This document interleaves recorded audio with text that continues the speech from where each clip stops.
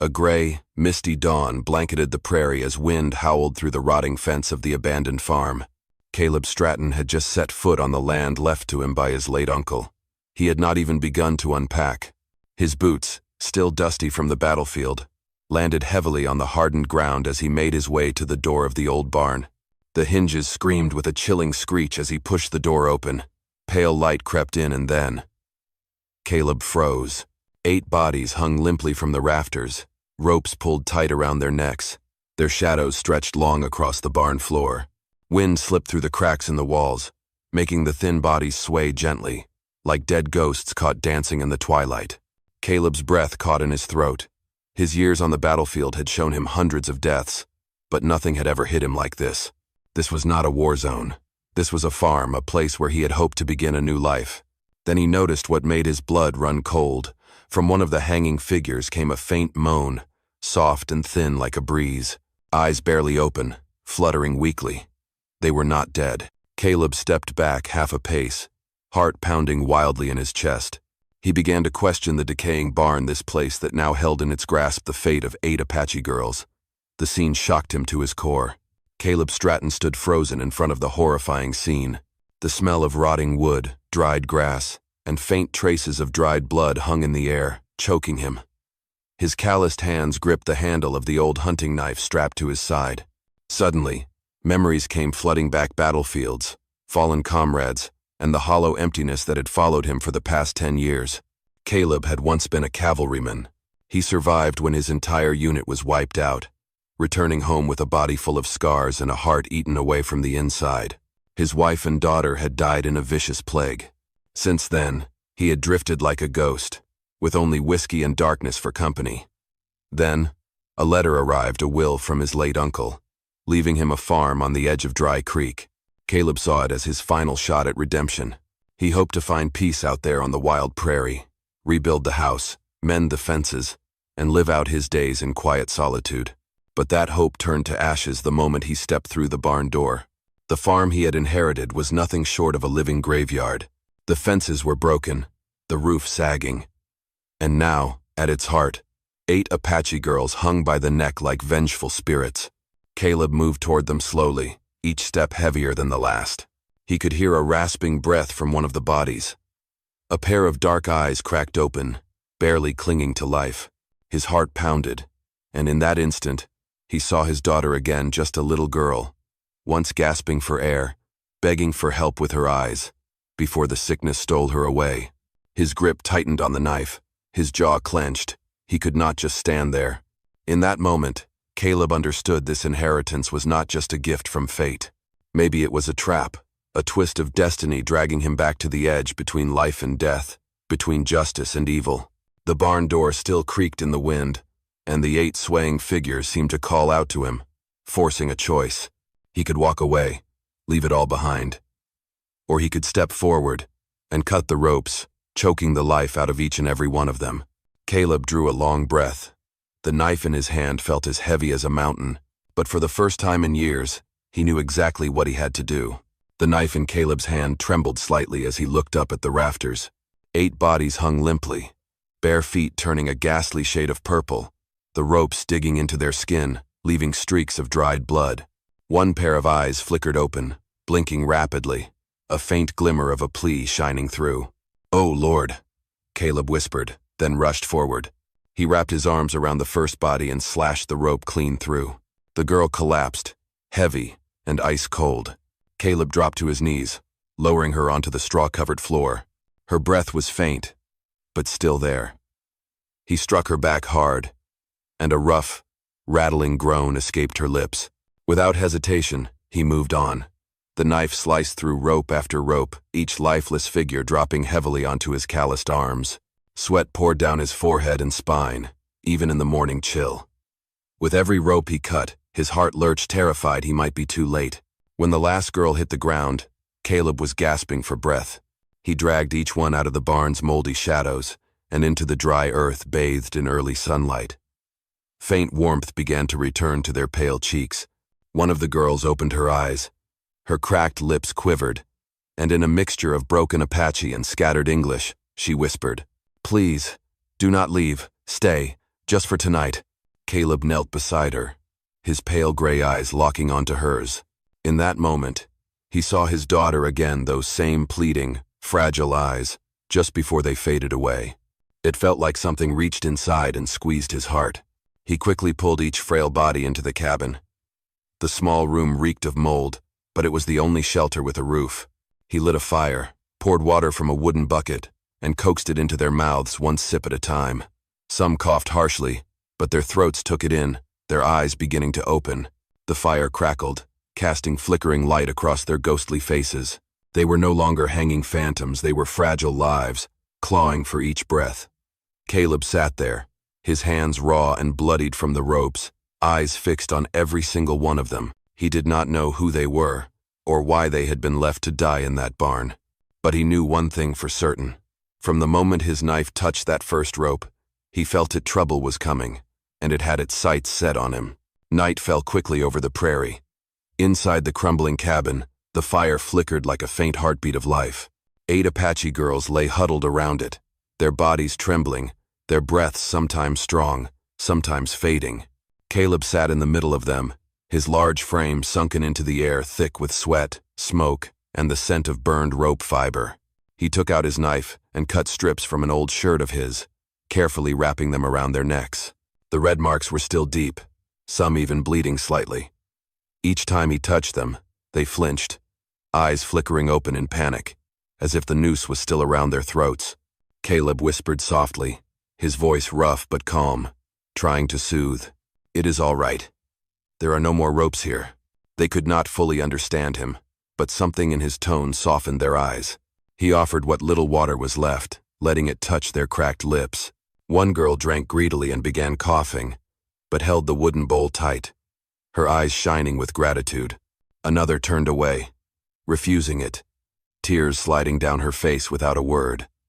Caleb did not press her. He simply placed the bowl by her side. In the firelight, he studied them. 8 faces, each different, but all carrying the same imprint, youth marked by pain. Some still held fire in their eyes, some trembled like children, and others sat in silence, as still as statues. Caleb's thoughts drifted to his little girl. He remembered her burning with fever, her tiny hand clutching his shirt, eyes begging for protection. That memory now layered over the scene before him, tightening his chest like a vice. One of the older girls, perhaps the eldest, slowly pushed herself up. Her dark, deep-set eyes locked onto Caleb's, wary and watchful. Her voice was hoarse, but managed to form a few broken words in English. "You, why help?" Caleb fell silent. It was a simple question, but it reached into the depths of his soul. He looked down at his hands, smeared with blood and rope fiber, then back at the young girls breathing weakly around the fire. "At last," he answered, "because I cannot bear to see those pleading eyes, and do nothing." The words dropped into the quiet, where only the fire crackled softly. The eldest girl watched him for a long moment, then gave a slow nod. Just a small nod, but like a single thread stitching together 2 distant worlds. Caleb stayed with them through the night. It felt as if his fate, and the fate of these 8 girls, had somehow already been written, long before he ever stepped onto this land. Closing narration for video. I am deeply grateful for your presence here. If this story stirred something in you, if it reminded you of dusty afternoons and the echo of horse hooves deep in your chest, then I hope you will subscribe to my channel, so that each day we can sit together again. And I will share with you another tale from the Wild West. The fire inside the cabin was just strong enough to keep the darkness at bay. Caleb sat with his back against the wooden wall, eyes heavy but refusing to sleep. The 8 girls lay curled around the flames, their breathing slowly becoming steadier. He thought that, at the very least, tonight would be quiet. But the prairie never lets anyone rest easy. The sound of hooves broke through the silence, steady and heavy, like war drums. Caleb snapped upright, hand clutching the old Winchester rifle by his side. Through the crack in the door, he saw fire spark on the horizon. A single flicker at first, then a long line blazing like a serpent of flame crawling toward them. The cabin door creaked open.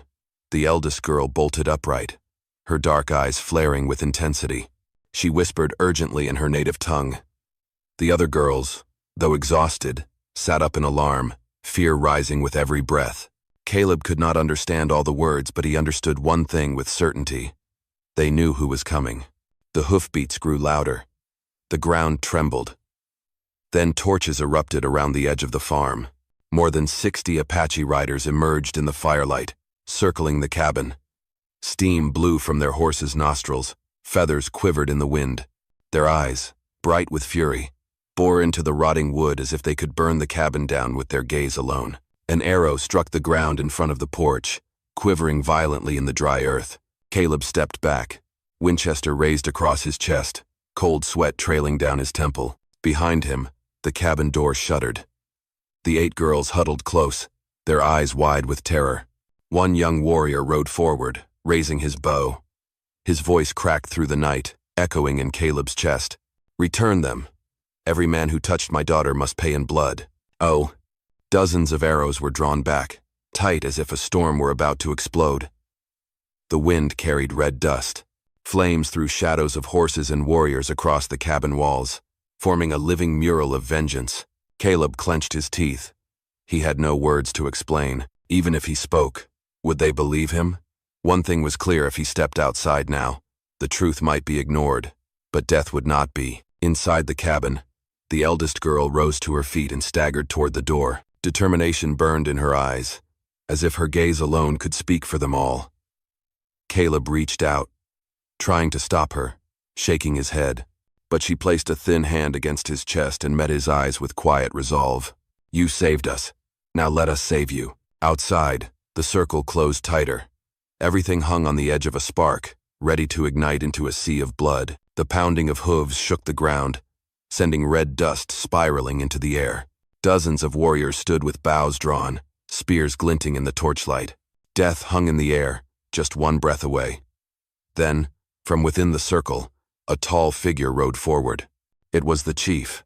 He wore a deerskin cloak embroidered with tribal patterns, long feathers draping over his shoulders. A deep scar carved across his face, and his black eyes glinted like blades. The entire war party fell silent, parting to let him through. He did not need to shout. His presence alone pressed down on the night like iron. His horse came to a halt in front of the cabin. The chief spoke, his voice low and heavy, each word striking the earth like a hammer. "White man, what have you done to my daughter?" Caleb stood in the doorway, the Winchester rifle raised, but heavy in his grip. Behind him, the 8 girls trembled, their eyes filled with absolute fear. For a moment, he considered lowering the gun, surrendering to whatever fate awaited. But then the memories of the night before came rushing back, cutting the ropes, cradling cold bodies, hearing the faint moans and whispered pleas. "Please do not leave us." He took a deep breath. His voice was hoarse, but it carried through the silence. "I saved them. If I had arrived any later, they would be dead. I did not hurt anyone." Then, a murmur swept through the warriors, but the chief's gaze never wavered. His eyes burned with doubt and fury. He raised a hand, and 3 warriors stepped forward, bows drawn, arrows pointed directly at Caleb. Just then, the eldest girl staggered out from the cabin. The rope burns around her neck still showed deep and dark, but her eyes burned with fire. She shouted something in Apache, then turned to Caleb, using all her strength to form broken English. "He saved us." Then, a gasp rippled through the war party. Eyes wavered. Some of the arrows lowered. The chief slowly turned toward his daughter. His expression faltered for just a heartbeat. But then he turned back to Caleb, his voice cold as steel. "If you truly saved her, then prove it. Who is the one who did this?" Caleb stood frozen. He did not yet know what to say, but in the eyes of the girls, he saw the truth waiting ready to burst forth, desperate to be spoken. This moment was the edge of a blade. His fate and the fate of the entire farm hung by a thread thinner than the rope he had cut just the night before. The blazing torches cast long shadows across the cabin wall. More than 60 warriors remained in their battle stances. But now, every eye was fixed on the group of Apache girls collapsed behind Caleb. The eldest sister, rope burn still raw on her neck, limped forward another step. She raised her hand, pointed at the red scar on her throat, then turned her finger toward Caleb. Her voice was rough, breaking apart into fragments of English. "Not him. Different white man. Morrison." And That name dropped into the night like a stone tossed into still water. The entire circle of warriors stirred. Some growled. Others whispered urgently to one another. The chief's eyes flashed, sharp with both suspicion and fury.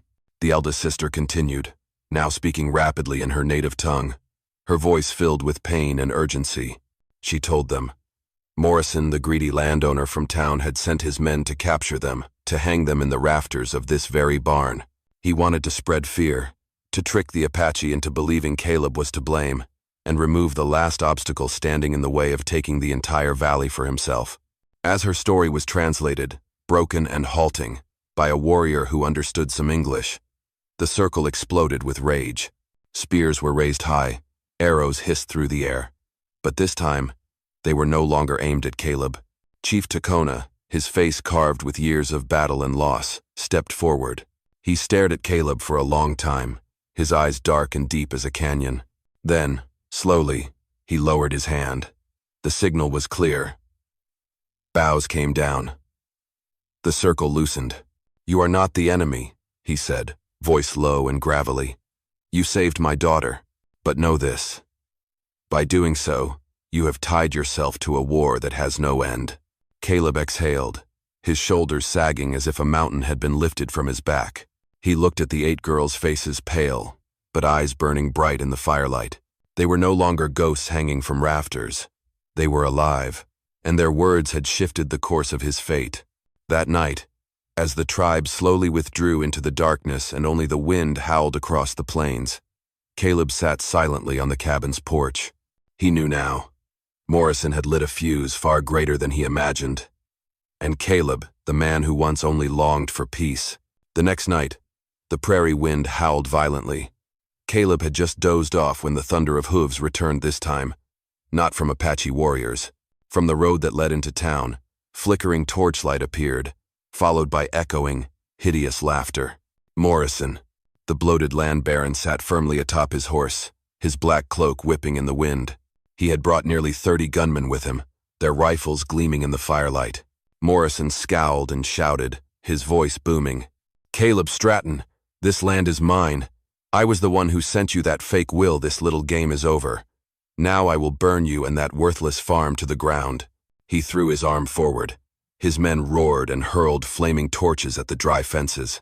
Fire erupted instantly, licking across rotted wood, casting a red glow across the sky. Caleb grabbed his Winchester, eyes flashing toward the cabin where the 8 girls trembled inside. He shouted, "Get down, stay inside." Gunfire erupted. Bullets tore through the air, slamming into the wooden walls. Caleb dove to the ground, firing back. His first shot dropped one of the torch throwers. The yard became a hellscape: flames, smoke, gunshots, and panicked horses. Then, from the shadows, a thunderous cry rose like a storm. Over 50 Apache riders burst forth, bows drawn, spears glinting. They had returned, just as Chief Tacona had warned. This was no longer Caleb's fight alone. The battle exploded into chaos. Arrows ripped through the air, finding their marks in enemy chests. Spears slashed wide.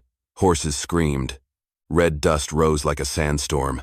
Caleb fired until his rifle clicked empty, then pulled his knife and charged. He was no longer a wandering ghost looking to disappear. He fought like a man defending justice, defending freedom. Morrison screamed, his eyes bulging as his men fell one by one.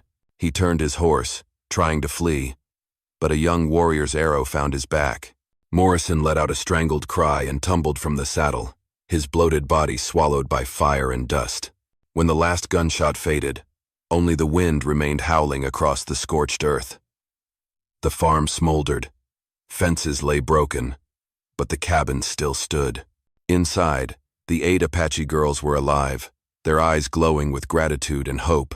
Caleb stood silent among the ashes, his calloused hand gripping a bloodied knife. The firelight danced across his face, tired, but resolute. He knew, from this moment forward, he was no longer a drifting shadow. The West teaches you one thing. Land can be taken, cattle can die, but if you still have the courage to protect the innocent, then not everything is lost. Because out here, justice is not held in the hands of the powerful, it lives in the heart of those brave enough to stand tall in the storm. Thank you for listening. Let me know what you thought of this story. Drop your comments down below. Type 1 if you enjoyed this tale. And do not forget to subscribe to the channel for more thrilling stories from the Wild West.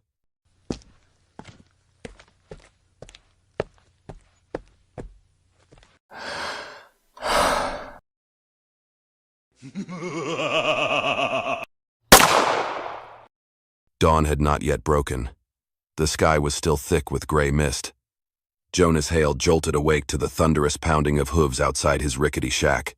He dragged open the creaky wooden door, and his heart suddenly tightened. Right in front of him sat more than a dozen Apache warriors on horseback, motionless like stone statues. The torchlight cast long shadows on the ground, flickering across their faces and revealing deep crimson war paint. Every gaze was sharp and cold, as if it could pierce through flesh. Leading them was an elderly chief, draped in a deerskin cloak, his black and silver hair streaming in the wind. He urged his horse forward and spoke in a voice as heavy as boulders tumbling down a cliff. "You must come with us. The tribal council has called your name." Jonas froze, his hand instinctively tightening around the rotting doorframe.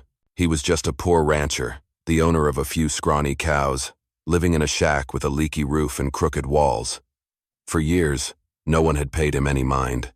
And yet now, a full band of warriors had surrounded his shack, as if cornering a wild beast.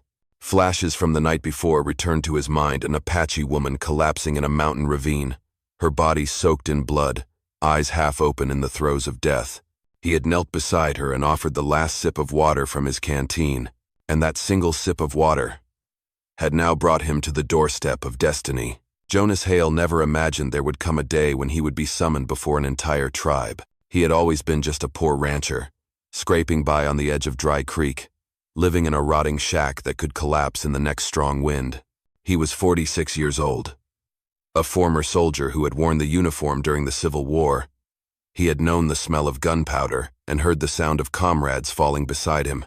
When he returned home, he had nothing left but deep scars, a battered old rifle, and a pair of calloused hands. His wife and son had died during the very winter he left the battlefield. Since then, he had lived a quiet life, far from town, raising cattle and digging wells, trying to forget the noise of the world. Jonas's ranch was so poor that folks in town often spoke his name with mockery. His herd could be counted on one hand, the pastures were scorched dry, and the fences leaned like tired old men. But to him, poverty was better than chaos. At least out here, he could exist without bothering anyone. And then came last night. While leading his cattle back to the pen, he saw a figure collapse near a ravine. As he approached, he froze. It was an Apache woman, her body covered in wounds, blood soaking the cracked stones beneath her. Her eyes were barely open, trembling, and her thin hand reached out as if begging for something. Jonas stood still. He knew full well the danger of touching an indigenous person, especially a woman. In times like these, even a whisper of rumor could be enough to get him torn apart. But then, memories of his young son rushed in. That same desperate look in his eyes. Jonas could not turn away. He carried her back to the shack, lit a fire, tore up an old shirt to dress her wounds, and gave her water to drink. Just before she passed out, her cracked lips whispered a name, Ahyoka.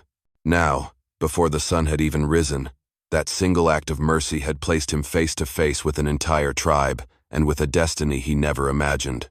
The oil lamp flickered in the shabby little shack, casting a pale yellow glow on the cracked wooden walls. Jonas crouched beside the fire, his calloused hands gently dipping a torn cloth into a small basin of water, then pressing it against the wound on Ahyoka's shoulder. Blood still oozed from the gash, its sharp scent mixing with the smoke in the air, thick enough to choke on. She let out a faint groan, her dark eyes fluttering open. In the firelight, Jonas could see the pain and fear etched deep in her gaze. Her trembling hand clutched at his wrist, weak, but pleading. "You are safe here. No one will hurt you," Jonas whispered, his voice rough from years of silence. Ahyoka did not understand all of his words, but she heard the calm in his tone. Her eyelids quivered, then closed again.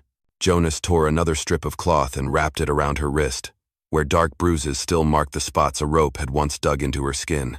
The night stretched on endlessly. Outside, the wind howled through the cracks in the door, whipping up clouds of dust that hissed across the ground. Inside the shack, Jonas sat by the creaky bamboo bed, watching the stranger breathe in shallow, shaky bursts. Each time she stirred, he leaned in, gently patting her arm, whispering to her like he once did to his little boy.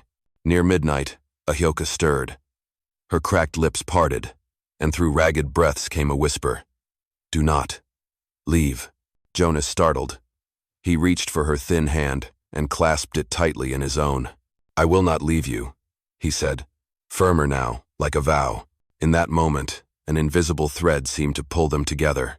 A poor white man with nothing to his name, and an Apache woman left to die, two survivors, both cast aside by the world. Jonas stayed awake through the night. Each time the fire began to fade, he added more wood. Every time Ahyoka coughed, he brought her the bowl of water. Just before dawn, her eyes opened again and met his. And in that gaze beyond the pain was a strange flicker of light, a flicker of trust. And Jonas understood, from that moment on, he was no longer alone. The sun had not yet risen above the horizon, but inside the crumbling shack, the fire had already faded to glowing red embers.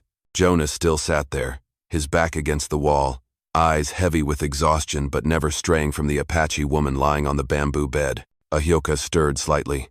Her thin hand reached out, searching through the air. Jonas reached forward and took it, his large, calloused hand wrapping around her frail fingers. Her eyes opened slightly, cloudy at first, but when she recognized him, the corners of her lips trembled into a tired smile. "You saved me," she said. Her English broken, voice rough like wind through dry grass. Jonas froze for a second. That short sentence after all these long, shadowed years hit him square in the chest. He nodded slowly, his voice hoarse. No one deserves to be left out there. Though, through the early morning, Jonas mixed the last bit of cornmeal with water and spooned it to Ahyoka, one careful sip at a time. She drank slowly, eyes closed, each swallow a quiet battle. As strength began to return to her, she started speaking more, though mostly in her native language, words Jonas could not understand. But in every sound he heard a kind of broken sorrow. At times, she wept in silence, tears sliding from tightly shut eyes. Jonas placed a heavy hand on her shoulder, no words, just presence. And in that silence, Ahyoka's shaking eased. Her shoulders loosened, like a child who had finally found something to lean on. Outside, the morning wind swept red dust into curling whirlwinds. The prairie seemed to be warning of something grim. Jonas knew he now held a secret he had never asked for. An Apache woman, left to die on his land, such a thing, in the eyes of the tribe, could mark him as a villain with nothing more than a whisper. And yet, looking at Ahyoka lying there, the flickering light revealing a worn face still full of quiet strength, Jonas felt no regret. Something inside him had shifted. Where he once wanted only solitude, he now found himself standing between life and death for another human being. Last night, he had offered her a single sip of water, but that sip had bound their fates together. What Jonas did not know was that beyond those hills, the entire tribe already knew what he had done. And as the first rays of dawn broke across the horizon, the pounding of hooves would return, this time to carry him into a circle of fire greater than any nightmare he had ever known. Thank you so much for being here. If this story stirred something in you, memories of dusty sunsets, or the echo of hoofbeats in your heart, go ahead and subscribe to my channel, so each day we can sit down together, and I will tell you another story from the West. The first sound of hoofbeats echoed from afar, like thunder rolling across the mist-covered plains. Jonas jolted upright, instinctively reaching for the old rifle hanging on the wall. On the bamboo bed, Ahyoka's eyes flew open in panic.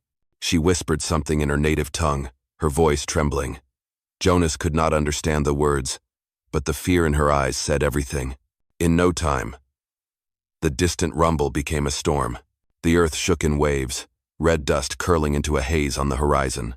And then, the horses appeared, dozens of Apache warriors charging forward, forming a half-moon around the battered shack. Spears held high, bows drawn tight, the morning firelight flickering across their faces painted in cold, warlike patterns. Jonas stepped to the door, rifle in hand, though he knew full well he was nothing against this force. His heart pounded, sweat beaded at the back of his neck. But he stood firm, his lean frame facing down the tightening circle. From among the warriors, an old chief urged his horse forward. His silver hair danced in the wind, a deerskin cloak draped across his shoulders. His deep black eyes locked onto Jonas, cold as a blade. "Jonas Hale," he said, voice rough and low, each word landing heavy as stone. "You have touched the blood of our people. The Council of Elders calls for you. Come now." Jonas tightened his grip on the rifle, ready to speak, to explain, but then he looked back. In the narrow doorway, Ahioka had propped herself up on one arm. Her face was pale, her eyes pleading. She shook her head slowly, her lips quivering as she whispered a single word in English. "Go," he faltered. In that moment, Jonas understood. If he stayed, blood would be spilled, and the woman he had saved the night before would be the first to see it. With a heavy breath, Jonas lowered the rifle. He raised both hands in the air, a gesture of surrender, but his gaze remained steady. The old chief nodded. 2 warriors rode forward, swinging ropes to bind Jonas's wrists. The horses turned, kicking up clouds of red dust. They took Jonas away, leaving behind the crumbling shack and the fragile woman sitting by the early morning fire. Jonas knew his life had been forever changed by a single sip of water, and now he was being led to the place where his true fate awaited the circle of fire that was the tribal council. Jonas was escorted across the prairie. The morning mist clung thick to his hair and tattered coat, sending chills through his body. But the cold was nothing compared to the weight pressing in his chest. He had no idea where he was being taken. All he could hear was the relentless pounding of hooves around him, like war drums escorting a man to his execution. When the sun finally rose above the horizon, the riders came to a halt. Before Jonas stretched a wide valley. In the center burned a great circle of fire. Dozens of Apache elders sat in a ring, and behind them stood hundreds of warriors, armed and watchful. The sound of wind flutes echoed in the air, blending with deep, rhythmic drums. The entire scene radiated a sacred, solemn power both majestic and terrifying. Jonas was pushed into the center of the ring. The rope around his wrists bit into his skin, and his boots touched the red earth still damp with dew. Every eye locked onto him, eyes filled with suspicion, anger, and even contempt. A silver-bearded elder rose to his feet, voice sharp and commanding. "You, white man, you touched the daughter of the tribe. The old law is clear. Anyone outside our blood who lays hands on one of ours bears the mark of shame. What have you to say for yourself?" Jonas took a deep breath and raised his head. His voice was hoarse, but rang clear. "Last night, I saw her dying in a ravine. I could not walk away. I gave her water. I dressed her wounds. If saving a life is a crime, then I accept it. But I shamed no one." A wave of murmurs rolled through the circle. Many eyes burned with fury. Another elder growled, "You speak lies to escape judgment. Who will stand and bear witness for you? Who will stand and bear witness for you?" End quote. End quote. End quote. End quote. Who will stand and bear witness for you? The question struck like a hammer. Jonas fell silent. He glanced around, hoping for a miracle. Then, through the thick, stifling silence, a weak voice called out from behind. "Ahioka." She was being helped forward, her wound still bandaged. She stumbled, unsteady, but her eyes burned with clarity. She stepped straight into the circle of fire, looked at Jonas, then turned to the elders. Her voice was raspy, each word heavy but firm. "He saved me. If not for him, I would be dead." The valley erupted. Some warriors stared in disbelief. Others growled in protest. The elders exchanged tense looks. The old chief, draped in his deerskin cloak, who had remained silent until now, slowly rose to his feet. His gaze pierced through both Jonas and Ahioka. His voice rumbled, "If the words of this daughter are true, then the one who sought her death is not you.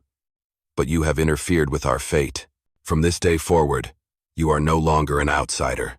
You will prove, with blood, who the real enemy island." Jonas swallowed hard, his heartbeat pounding in his ears. He understood. The true trial was still ahead, and it would be a battle of life and death, where truth would be paid for in fire and blood. The fire in the valley crackled and popped, casting flickering light across the angry faces of the elders. The tension in the air was thick, as if a single verdict could spill blood in an instant. Jonas stood in the circle of ropes, sweat rolling down his temples, but his eyes never dropped. Ahioka drew a long breath. Her slender shoulders trembling, she raised her hand, pointing to the bruises on her neck and wrists, then lifted her chin and spoke part in her native tongue, part in broken English. It was not him, not the rancher. The ones who tried to kill me were slavers. A wave of shock swept through the gathering. Warriors turned to each other, gripping their spears tighter. One of the elders growled, "What did you say? Speak clearly." Ahioka went on, her voice hoarse but steady. She told them days ago, while fetching water near the town, she stumbled upon white slavers making a deal selling women and children to distant camps. She overheard them, and they caught her. That night, they beat her, tied her up, and left her for dead in the ravine, trying to bury their secret. A young warrior who understood some English stepped forward and translated her words. As he spoke, the circle around the fire exploded in fury. Warriors slammed spear handles against the ground, eyes burning with rage. Ahioka turned to Jonas, her gaze full of trust. He saved me, gave me water, gave me life. Without him, I would not be here to tell the truth. All eyes turned to Jonas. He swallowed hard, his heart still pounding, but he did not speak. The truth had already found its voice. The old chief raised a hand, silencing the crowd. He stepped forward slowly, his face carved with lines like stone, and locked eyes with Jonas. You saved the daughter of our tribe, but that alone is not enough. If her words are true, you will ride with us, and the blood of the enemy will prove your innocence. The fire circle fell silent. The fury in their eyes had shifted. Now they looked to him with something else. Expectation. Jonas felt it clearly. He was no longer a bystander. He had been pulled into the storm, and only his actions could reveal the truth. Ahioka gave him a nod. She was tired, but her eyes gleamed with light. And in that moment, Jonas understood this bond between him and her, and between him and the tribe, had become something deeper. It had become fate. Night fell, and the valley was swallowed in darkness. The great fire had burned down, leaving only glowing red embers. Jonas rode a horse borrowed from the tribe, riding in silence among the Apache warriors. His heart pounded in his chest, like it once did when he wore the uniform of a soldier. But this time, it was not a flag that led him, it was the truth, and the debt he carried. They crossed through the ravine and reached the wooden cabin where the slavers were hiding. Firelight flickered through the cracks, and ugly laughter spilled out with the clatter of metal. Jonas gripped his old rifle tight. His hands trembled, but his eyes turned cold. The chief raised his hand. The entire group went still. Then came a shout that shattered the silence. An arrow whistled through the air and struck the door with a thud. Moments later, gunfire exploded. The assault had begun.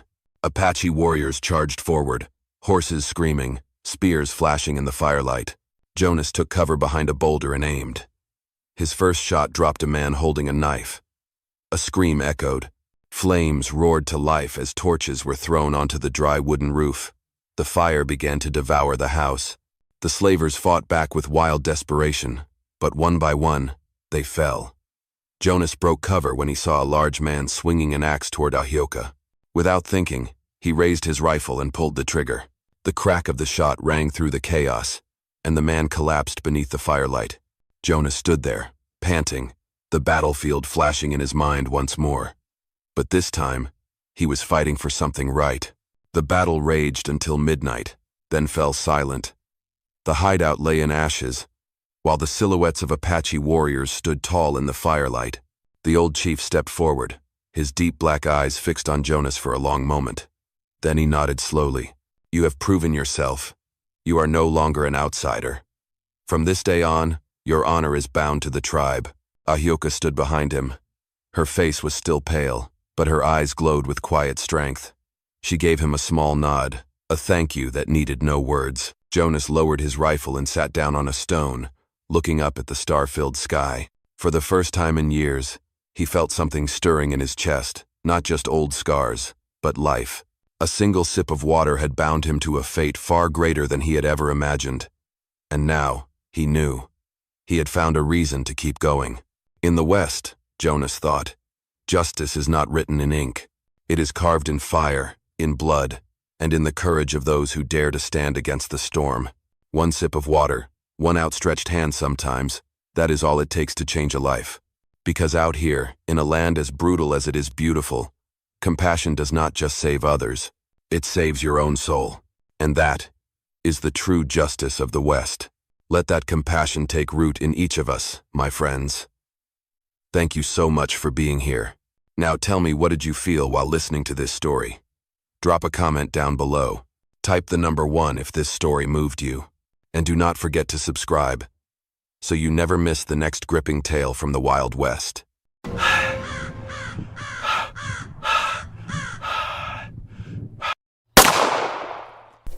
The early morning wind swept through the valley, carrying red dust and the dry scent of dead grass. Elias Ward tightened the reins, his silver-gray eyes narrowing beneath deep-set lines as his grandfather's old wooden cabin came into view, abandoned for years. The bank had taken the ranch. The cattle were all gone. Everything his family once owned had vanished, everything, except this cabin, where he used to run and play as a boy. He had expected dust-covered floorboards and weeds growing through the steps. But what stood before Elias now was a sight so grim it stole the breath from his lungs. 6 Apache women hung limp from the wooden gate. Joe. Their dresses were torn and fluttering in the wind, bare feet swinging cold in the air, hair draped over faces bruised and purple from tight ropes. Burned into crude wooden boards nailed across their chests were the words, "This is Morrison's land." His horse reared, neighing in terror, backing away from the stench of death. Elias clenched his jaw. Around these parts, from saloon whispers to the stagecoach stop outside town, everyone muttered the same thing. Cross Morrison, and you'll pay for it in blood. Now, the proof was swaying right in front of his childhood home. But then, Elias saw it. A faint twitch in the finger of a dark-haired woman. A sharp, shallow breath, barely more than a dying ember. Some of them were still alive. He dropped from the saddle, his boots landing heavy on the cold dirt. His rough, calloused hand trembled as it reached for the rope. Elias knew exactly what it meant cutting that rope would cost him. Morrison would not forgive this. Now, if it were you, would you choose to save these women? Let me know in the comments. The blade in Elias's hand flashed as he slashed through the rope. The limp body dropped, and he rushed to catch it. The woman's form was feather-light, cold as if pulled from a grave, yet a faint pulse still beat at her neck. He laid her gently on the ground, then moved quickly to the others. One by one, he cut them down. 6 broken bodies now lay stretched out before the cabin gate. Their breaths were thin, barely clinging to the air. Elias dragged each woman to the porch. The wooden door creaked open. Inside, the old cabin left behind by his grandfather was thick with dust, cobwebs strung across every corner. Only 4 faded walls and the scent of rotting wood remained. And yet, in that moment, it became a sanctuary for 6 lives trembling on the edge of death. Elias lit a fire. The flame flickered weakly at first, casting a soft glow over exhausted faces. These were not nameless women. Each one carried a story, a strength all her own. The first Nara had long black hair and sharp eyes, even though her eyelids drooped with fatigue. A deep cut scarred her cheek, evidence of cruelty endured, but her gaze still burned like hot coals. Beside her was Ayelen, the youngest, frail in frame, her hand gently clutched to her chest. Though her breath came in painful gasps, her wide eyes still held life fragile, but unyielding. Next came Tala, tall and broad-shouldered. She had clearly taken the worst of the beatings, but there was power in her presence, a quiet, grounded strength, like a pillar that refused to fall. Wien sat propped against the wall, her eyes deep and calm.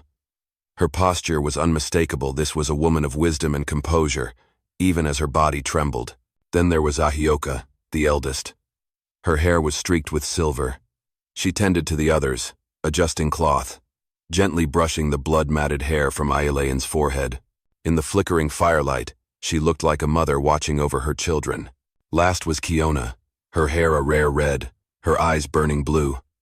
Though her lips were cracked and blood clung to the corners of her mouth, a crooked smirk still played there, defiant, daring death itself. Elias sat across from them in silence, watching. In the firelight, his grandfather's voice echoed in memory. "Land ain't just bought with money, Elias. You keep it with blood. Now, the cabin was no longer just a last refuge for a beaten man. It had become a foxhole, and these 6 Apache women, though battered and broken, were flames not yet extinguished. Elias understood. By saving them, he had bound his fate to a road with no way back. The fire crackled softly, its smoke curling up through the gaps in the rotted roof. The 6 women lay close together, their breathing steadier now, yet their eyes still shimmered with light in the darkness. Elias poured water from the canteen, offering it to each of them in turn. They drank as if swallowing life itself, lips cracked, hands trembling. The first voice to break the silence came from Nara, the woman with the black hair. Her neck still bore the red bruises of the noose, but her voice was sharp, steady. "Do not leave us behind." Elias met her gaze. It was not just a plea, it was a command, a will to survive. He gave a small nod, pressed the canteen into her hands, and moved to the next. Kiona, the red-haired one, let out a dry, sandpaper laugh. "You know something? Morrison took this land not long after your grandfather died. Anyone who's dared step foot on it since paid the price. And now, here you are." Elias said nothing. He clenched his fists. His silver eyes stayed fixed on the flickering flames. In his mind, a voice whispered, "If you ride away now, you might live. But what kind of life is it? Watching others die and doing nothing." Violet, the quiet one, her eyes deep as old wells, reached inside her torn shirt and pulled out a bundle of blood-stained letters.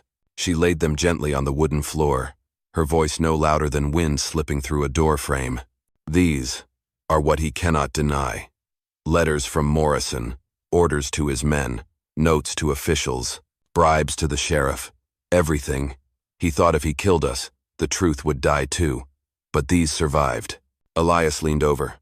The handwriting was crude, the signature sloppy, the ink smudged, but the stench of greed and murder clung to every word. His hands trembled. Blood thundered in his chest. Ahioka, the eldest, carefully draped a ragged blanket over Ailean's small shoulders. Then she turned to Elias, her voice calm, but unshakable. "You cut those ropes. You're not an outsider anymore." In that moment, Elias understood fate had sealed itself. He had not come back to his grandfather's cabin just to find shelter after losing everything. He had come to stand in the center of a battle written long ago. These 6 Apache women were no longer strangers. They were living proof. They were fire that refused to die, and with one stroke of his blade, Elias had tied his destiny to theirs. Outside, the wind howled through the valley, carrying with it a ghostly wail, a warning on the air. Inside the cabin, the fire burned hot in the eyes of Elias and the 6 Apache women. A fateful meeting had just ended, and a storm was gathering on the horizon. That night stretched longer than any other. The wind whispered through the cracks in the boards like 100 ghostly voices. Elias sat near the door, his Winchester resting across his lap, eyes fixed on the fire. Behind him, the 6 Apache women lay huddled around the hearth, their ragged breathing slowly evening out. After a long while, Nara stirred. She pushed herself up, her dark eyes locking with Elias's. "Do you know what you've done?" she asked, her voice hoarse but steady. Elias said nothing.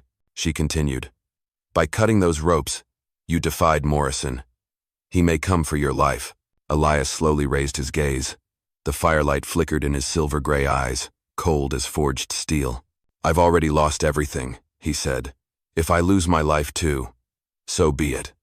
As long as I die knowing I didn't abandon people who needed me." The words settled over the cabin like heavy stone, but also like the first strike of a pickaxe breaking new ground. Ahioka, her silver hair spilling over her shoulders, gave a faint smile. As she tied a bandage over Ailean's wound, she whispered, "A man who puts what is right above his own life is rare." Tala, the strong-shouldered woman, let out a low, rough laugh. "Then maybe you're not as soft as you look. Maybe you can carry the weight of us all." Elias didn't answer. He simply handed her an old, worn dagger, its blade dulled by time. "If that time comes, use this before I fall." In that moment, the firelight danced across their worn faces. No one said another word, but they all understood. An invisible thread now tied them together, not Morrison's rope, but fate's. By dawn, the cry of wild hens echoed from the hills. Elias stood and stepped onto the porch. The sky was turning ash-gray. A blanket of mist draped the valley. On the gatepost, dried blood still marked where the 6 women had hung, now glowing faintly red beneath the early fog. Elias gripped the strap of his rifle. In his chest stirred a weighty pride, heavy but righteous. Inside the old cabin, 6 pairs of eyes watched the silhouette of the man standing in the gray light. Once a stranger, Elias was becoming something more. A pillar, a survivor. And they women once broken were becoming allies, ready to stand with him. I'm truly grateful to have you here. If this story brought back old memories of red dust evenings and hoofbeats echoing through your chest, go ahead and subscribe to my channel so we can sit together again tomorrow, and I'll share with you another tale from the Wild West. A thick morning fog blanketed the valley. The world outside seemed swallowed in a cloud of white smoke. Elias sat on the porch steps, a steaming cup of coffee in hand, his Winchester leaning against the wall beside him. From inside the cabin came soft coughs, the shuffle of footsteps. Then silence again. The 6 Apache women were still weak, but the fire in their eyes burned brighter than it had the night before. Elias knew this peace would not last long. Silence always came before the storm, and sure enough, the mule reared up, letting out a loud, uneasy whinny. Its ears perked toward the dusty red trail. Elias set his cup down. His silver-gray eyes narrowed. Then came the sound, a low thunder at first, hoofbeats rolling through the fog, sparse at first, then growing louder, faster, heavier. A force was coming. Inside the cabin, Nara rose swiftly. Her black eyes turned sharp as ice. He knows, she said. Morrison knows we're still alive. Kiona clenched her jaw so tight her lip bled from the pressure. We do not have many choices. We can die in this cabin, or turn it into his grave. Elias stepped inside, his gaze sweeping over each of them. No speeches, no ceremony. He opened his grandfather's old chest. Inside were a few worn rifles, scattered bullets, a hunting knife, and an old Apache bow hung since wartime. He handed them out, one by one. Ruby took the Colt, her hands trembling but her eyes fierce. Tala tucked the knife into her belt, gripping the hilt like she meant to snap bone with it. Violet claimed the bow. Pulling the string taut, it let out a sharp, tense twang like fate about to snap. Ahioka quietly loaded a battered musket, her face solemn as a mother shielding her children. Ayelin trembled, but Elias gently placed a small knife in her hand and whispered, "Do not be afraid. Hold on to it." In that moment, the old cabin became a fortress. Every wooden wall, every window crack turned into a firing slit. The fire in the hearth flared high, lighting the faces of 7 people ready to stand against a pack of wolves. Outside, the hoofbeats drew closer, shaking the earth. Then came the glow of torches through the mist, lighting twisted, brutal faces. Laughter and shouts echoed like the song of death.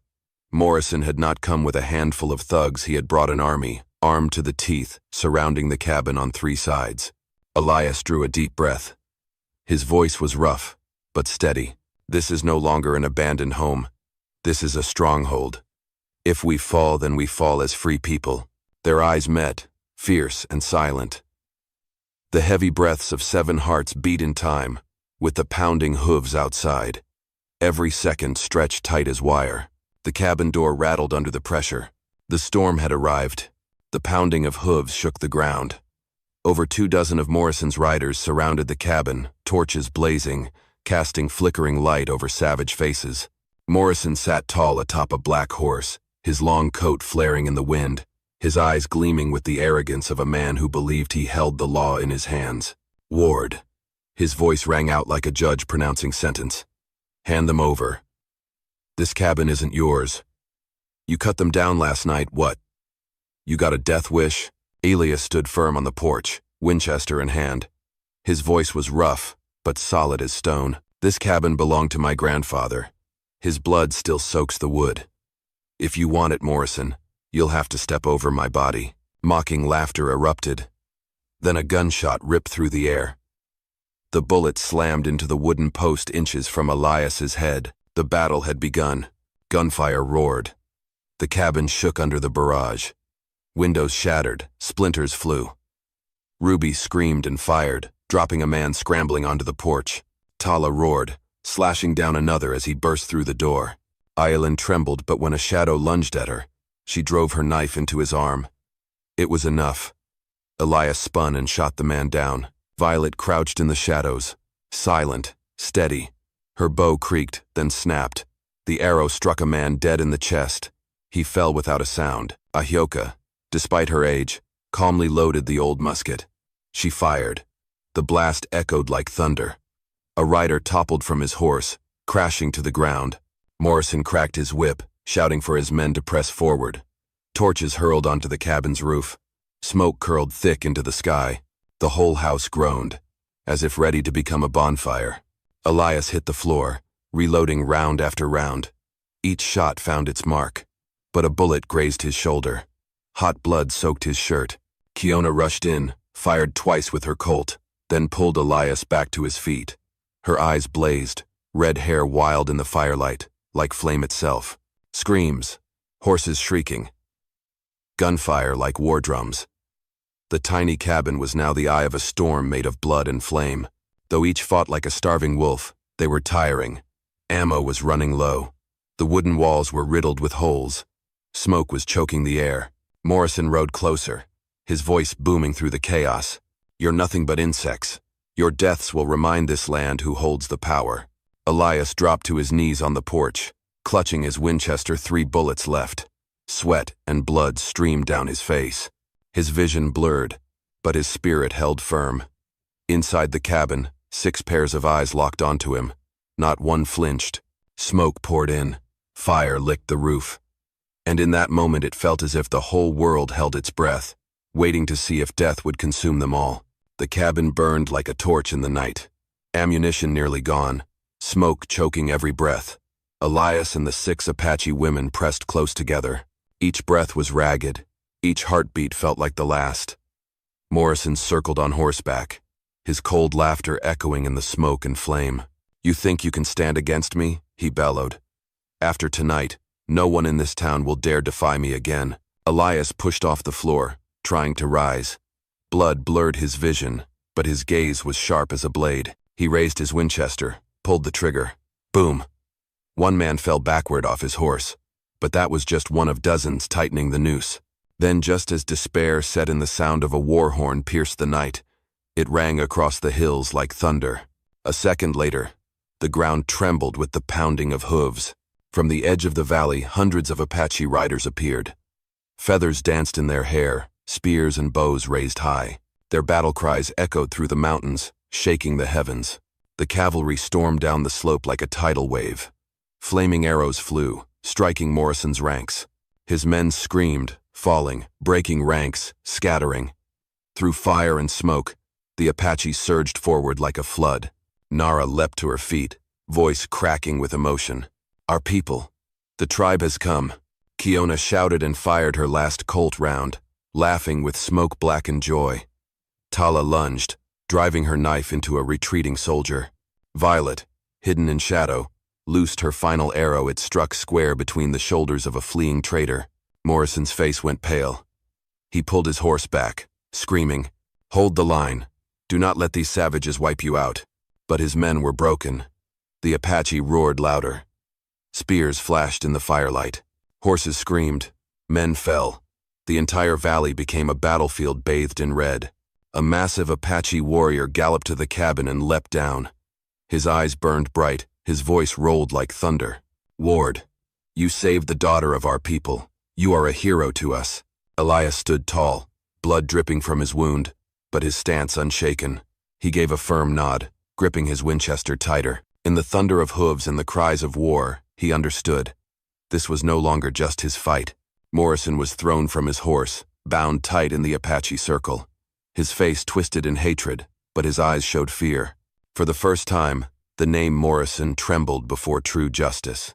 The cabin still burned, but in that glow, Elias and the 6 Apache women stood side by side, backs to one another, watching as the storm turned in their favor. The darkness had been torn open, and through it, the first light of dawn broke over the mountains. The battle ended just as the sun crested over the mountains.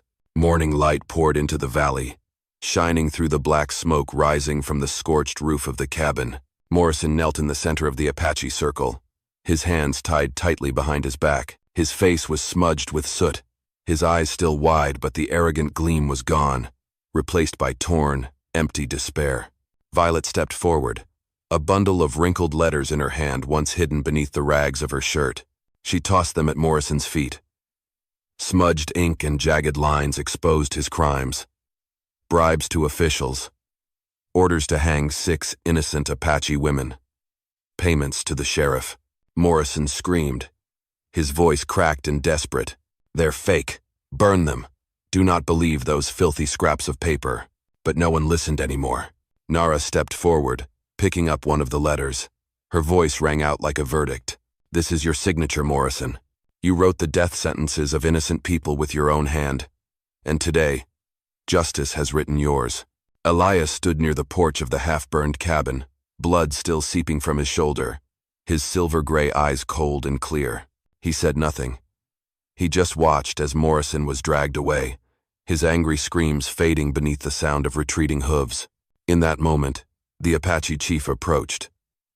He placed a firm hand on Elias's shoulder, his voice deep and steady like the mountain itself. "You saved the daughter of our tribe. From this day on, you are our brother. Anyone who dares harm you declares war on all of us." Elias bowed his head, his calloused hand gripping the Winchester tighter. He had never expected that, through loss and ruin, he would find a new family people who had stood beside him through fire and fury. 3 days later, the cabin was rebuilt. The scorched wood replaced with fresh planks. Elias and the 6 women hammered boards, raising the gate where death once hung. Every nail drove out the past. Every strike carved new hope. Island planted seeds in the soil outside the porch. Tala led the horses to graze. Kiona, still wearing her fierce smirk, practiced her aim 1 bullet at a time. Ahioka kept the food ledgers with quiet focus. Wian, in silence, transcribed the letters into clean copies to be sent out as testimony. And Nara, her dark eyes burning bright, stood beside Elias every time the sunset fell over the valley.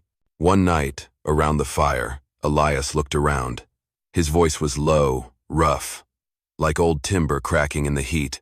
"I thought I inherited just an old cabin, but what I truly inherited was a family, a home." No one replied. Only Nara rested her hand gently over his, her eyes shining in the firelight. Outside, the silver moon hung over the cabin. It was no longer a symbol of death but a fortress of justice and hope. Out here in the West, land could change hands, laws could be twisted, but justice belonged to those who stood together till the end. My dear friends, guns may break, but courage never runs dry. I believe the most precious thing we inherit is not land, but the choice to stand tall for what is right, even when the storm comes. I hope you all live a happy, joyful life. I love every one of you, my cherished audience. Let me know how you felt about this story in the comments. Type Ina if you enjoyed it. And do not forget to subscribe for more gripping stories from the Wild West.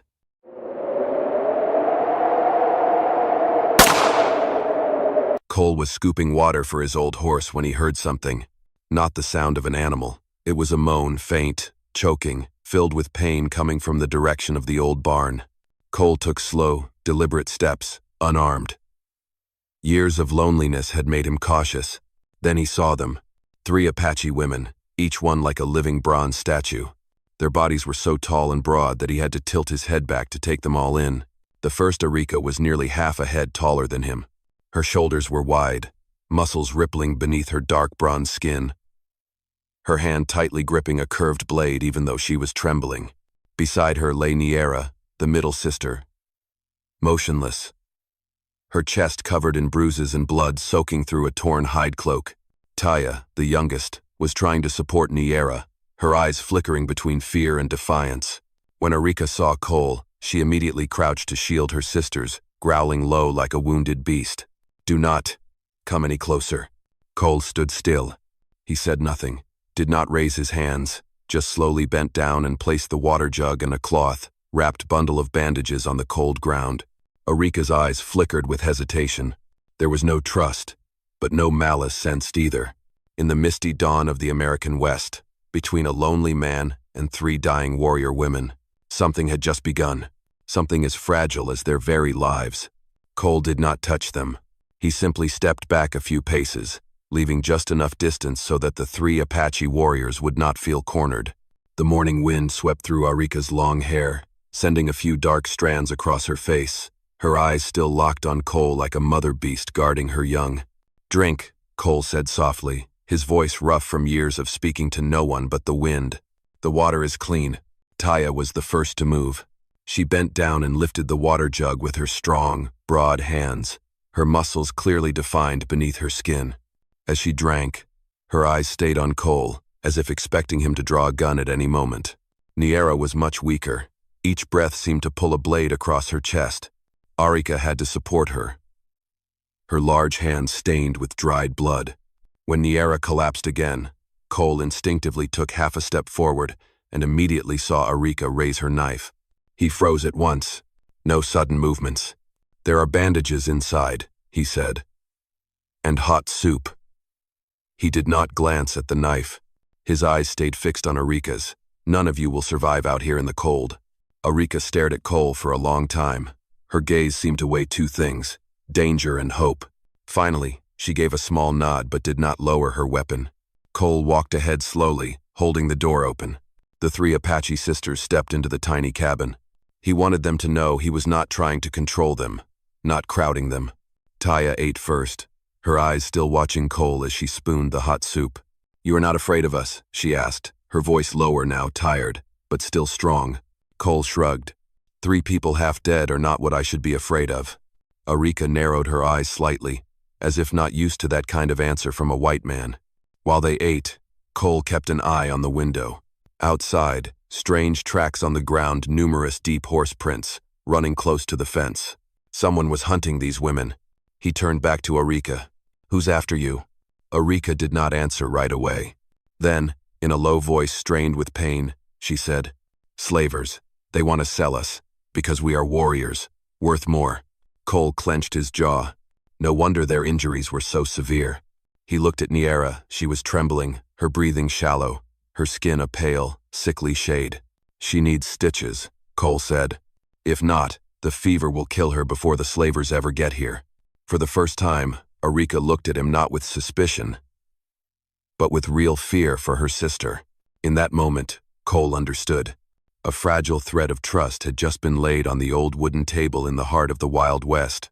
A trust that might save them, or get all 3 killed. Night fell quickly over the wind-scorched land. Cole Veron's cabin, long acquainted only with silence, now echoed with the ragged breathing of 3 Apache warriors. The fireplace glowed red, casting an amber light across their sun-bronzed skin, making the room feel smaller beneath the weight of their towering bodies. Cole had just finished stitching the long gash across Niera's chest when the sound of hooves echoed from the hill. The rhythm was steady, deliberate, not rushed. Arika shot to her feet, even though her shoulder was still bleeding. Taya grabbed the short spear she had taken from outside, her eyes blazing. Niera, despite the pain, pushed herself up with one arm, her gaze sharp as a blade. Cole did not need to look outside to know. The slavers had found them. A man's voice rang out in the cold night. "Moss, open the door. I know you're hiding them in there." Cole stood up but did not react right away. He looked at the 3 women, 3 wounded giants who, even in this state, were more dangerous than any man carrying a gun. Arika spoke in a low voice like an order. "Do not open that door. They will kill you." Cole exhaled slowly. "No, if I hide they will burn the house down. You will die before you can stand." Arika clenched her fists, muscles rising beneath her dust-covered skin. She was not used to a white man risking his life for her. Cole unlocked the door and pushed it open slightly. There were 3 men in the yard, scarred faces, horses tied near the fence, guns in hand, wicked grins on their lips. The leader squinted when he saw Cole. "Those 3 big pieces of meat belong to me. I paid good money, Moss." "Hand them over." Cole stood alone on the wooden porch. No gun, no knife. Only the eyes of a man who had lost too much to still know fear. "They nearly died on my doorstep," Cole replied. "I am not handing anyone over to you." The leader spat on the ground. "You know what they are, huh? Warriors, my ass. Folks pay gold to see them broken." At those words, a growl echoed from inside the cabin. Arika stepped up behind Cole, tall, powerful, her presence filling the doorway. Taya stood just behind her, shoulders broad, eyes burning like coals. Niera remained seated, but her hand rested on a blade. The three slavers froze at the sight of the three women, each one larger and more muscular than them. The leader let out a mocking laugh. "Well, look at that. 3 wild beasts. I will tie each of you." Arika did not let him finish. She stepped forward, her voice as deep as thunder. "Come any closer, and I will snap your neck with my bare hands." The slavers hesitated. They had not expected 3 wounded women to stand like pillars of stone. The leader pulled his horse back slightly and spat out his frustration. "Fine, we will be back with 3 times as many men." They turned their horses and rode off, leaving behind a cloud of dust and the lingering scent of danger in the wind. Cole shut the door and turned back inside. Arika looked at him for a long time, and in her eyes, for the first time, there was not only suspicion or hatred, but a hint of respect. In the wilderness of night, a fragile thread had been formed between the lonely man and 3 towering women carved like bronze statues. Trust. The next morning, fog thick as smoke blanketed the entire valley. Cole had not slept. Neither had Arika, Taya, or Niera. They sat around the fireplace until the sun began to paint the wooden walls with a bronze glow. Then, from far away, came the sound of a horn, a deep, drawn-out note, rumbling like it was pulling the earth up with it. Arika jumped to her feet instantly, her eyes darkening. Niera tilted her head to listen. Taya tightened her grip on her spear. "The tribe," Arika said softly. "They have found us." Cole stood by the window, watching the shapes of riders moving through the mist. Not just a few, nearly 30 Apache warriors were approaching, their formation tight and disciplined, powerful as a storm rolling in. As they drew closer to the cabin, the man in front stopped. He was nearly as tall as Arika, his face painted in red and black, an eagle bone necklace hanging from his neck. It was Tayokan, the elder's personal warrior and guard. His eyes swept over Cole, cold and sharp as tempered steel. Then he turned to Arika. "Arika, daughter of the elder. You have been summoned. Duty is not something you run from." Arika stood tall, her presence so strong it seemed to press against the very walls of the small cabin. She did not flinch, but her eyes flicked briefly toward Cole. Tayokan caught it. He frowned. "You were here?" he asked Cole. His tone not accusatory, but heavy with the weight of a whole people. Cole answered, steady and calm. "They were wounded. I only saved lives." No one believed it could be just that simple, but Cole did not waver. Taya took half a step forward, subtly placing herself in front of Arika, a protective reflex. Niera, though still weak, lifted her head high, her gaze unyielding. Tayokan gave a slight nod. "Their survival is noted. But Arika must return. The tribe needs leadership. The Great Fire waits. The elder is old. Decisions can wait no longer." Arika took a deep breath. For the first time, Cole saw her not only as a warrior but as a woman bearing the weight of a mountain. "I will go," Arika said. Her voice was firm, but her eyes were not. Taya's eyes widened. "Sister, you cannot—" Arika raised a hand for silence, then turned to Cole. "Thank you for last night," she said. "But I belong to the tribe. I cannot stay any longer." Cole looked at her and saw something soft in her eyes, something she had tried hard to keep buried beneath her armor of steel. "You owe me nothing," Cole replied. "But if you leave, the slavers will come for you again." Arika shook her head. "Not while I am with the tribe. They will not dare come close." Taya clenched her jaw. Niera looked at Cole as if wanting to say something, but no words came. Then Tayokan gave the order, "Prepare yourselves. We ride when the sun reaches its peak." The cabin door closed behind them, leaving Cole standing alone in the silence. He knew, if he let Arika go, he would lose her forever. And out there, the danger was far from over. "I am truly grateful for your presence here. If this story brought back memories of the old days, dusty sunsets, the echo of hooves pounding in your chest, then subscribe to my channel. So each day, we can sit together again, and I will tell you another tale from the Wild West." The sun climbed high, burning away the morning fog, revealing every bloodstain, every hoofprint still pressed into the earth. The Apache tribe was ready to leave. Arika stood in the center of the clearing, her long black hair blowing in the wind, her broad shoulders casting a warrior's shadow like someone stepped straight out of legend. Cole stood a few paces away, his hand gripping the reins of his old horse. No one said a word. And then, the ground began to shake. The thunder of hooves. Taya heard it first. She sprang up, eyes sharp as an arrow pulled taut. "They are not ours," she said, her voice tight with dread. From the southern ridge, dust swirled like a storm. Then came the figures, dozens of slavers, far more than before. Guns drawn, lassos hanging from their saddles. Their eyes burned with hatred and hunger for control. The leader shouted, his voice slicing through the air like a knife. "Where are they? I warned you, Moss. Those 3 beasts belong to me." The Apache moved instantly into formation. Tayoken drew his spear. 3 warriors beside him raised their bows.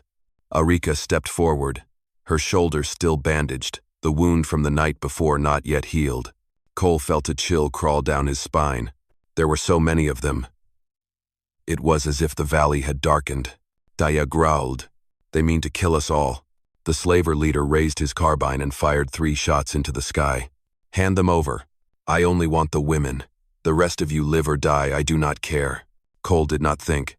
He simply stepped forward and stood beside Arika, the woman who towered a head above him, her body forged like a statue of western fire. "What are you doing?" Arika whispered, her voice trembling just slightly. Cole answered without turning, "I will not let them take my people." It was the first time he had called them that. "My people." Arika heard it and her eyes changed. No longer just a warrior, no longer a summoned leader, but a woman standing beside the only man willing to die with her. The slaver leader roared, "Charge! Shoot the farmer! Take the women alive!" They stormed down the hill. Hooves thundered like drums of war. Shouts from men who were used to tying women down echoed through the valley. The Apache answered with the blast of a war horn. Taya leapt onto a boulder and hurled her spear, knocking a rider clean off his saddle like a bag of stones. Niera, despite her wounds, raised her bow and shot an arrow straight through the shoulder of a man charging forward. Cole fired, striking down one who had leveled his gun at Arika. Arika surged ahead. Fury and power made flesh. She ripped a slaver from his horse and hurled him to the ground like rotten wood. But there were too many. The tide kept pouring down from the hill. Niera shouted, "They are surrounding us." And within that circle, among dust and screams and gunfire, Cole and Arika stood back to back, both breathing hard, their eyes burning like fire. They said nothing, but they had made their choice, even if it meant dying together. In this blood-soaked midday, the battle erupted like a crack, splitting the earth sudden, violent, leaving no room for fear. The slavers swarmed like a pack of bloodthirsty wolves, while the Apache tribe held the line in a wide arc, the only shield between Cole and destruction. Arika let out a roar before charging in. "Taya, left flank. Niera, with me." The 3 towering women, though all wounded, moved like living mountains. Every step they struck into the earth echoed like thunder. And in that moment, Cole understood why slavers would pay so much to capture them, not just for their blazing beauty, but because they were true warriors. Taya leapt from a boulder, her fist slamming into the face of a gunman and knocking him clean off his horse. She tore the lasso from his saddle, whipped it around, and brought another man crashing to the ground. Niera, still weakened, held her bow steady. Every arrow she fired carried the rage of a body that had been brutalized. One struck a man's leg, sending him down in silence, his scream lost in the dust. Arika charged straight into the heart of the enemy, standing nearly 6 feet and 3 inches tall, with shoulders broad as mythic stone. She tore through their formation like a force of nature. One shoulder slam dropped 2 men at once. A single swing of her spear forced the leader back 3 full steps. Cole shot a man who had taken aim at Niera, then turned just in time to block a blow from a rifle butt. The man was strong, massive, but Cole, the man of the valley, used to digging earth and hauling timber, was no stranger to force. He wrestled the slaver to the ground, driving the rifle stock into his neck. But then Cole heard a hoarse scream. A slaver stood on a ridge, lifting a Henry rifle, barrel aimed squarely at Cole's back. Arika saw it first. "Cole." No time to think, no time to hesitate. She threw her spear, but it was too late. The gunshot rang out, a sharp, dry crack that split the midday air. Cole fell, but not from the bullet. Arika had thrown herself between him and the shot. The bullet pierced her shoulder, tearing through thick skin and muscle. Blood sprayed in a long streak across the dirt. Cole spun around, his eyes burning. Arika, God Arika. She let out a growl of fury. Ancient and wild. Her left hand clutched his, pushing Cole behind her like shielding a wounded cub. With her right, she snatched the rifle from the trembling shooter and struck him down with a crushing blow. Blood streamed down her arm, vivid and red, but her eyes were still sharp, like blades. "I'm fine," she said through heavy breaths. "It is not my time to die." Taiyokan and the Apache warriors surged forward in support. Taya and Niera fought side by side, driving back the final wave of slavers. In those few minutes of chaos, the enemy collapsed into defeat. The leader himself was brought down by Taya. His head slamming against a stone, he did not rise again. Then, silence. Only dust and the breath of the living remained. Cole helped Arika sit on a boulder. "I told you," he said, exhaling hard, eyes fixed on her wound. "You did not have to throw yourself into that." Arika gave a faint smirk, though her face had gone pale.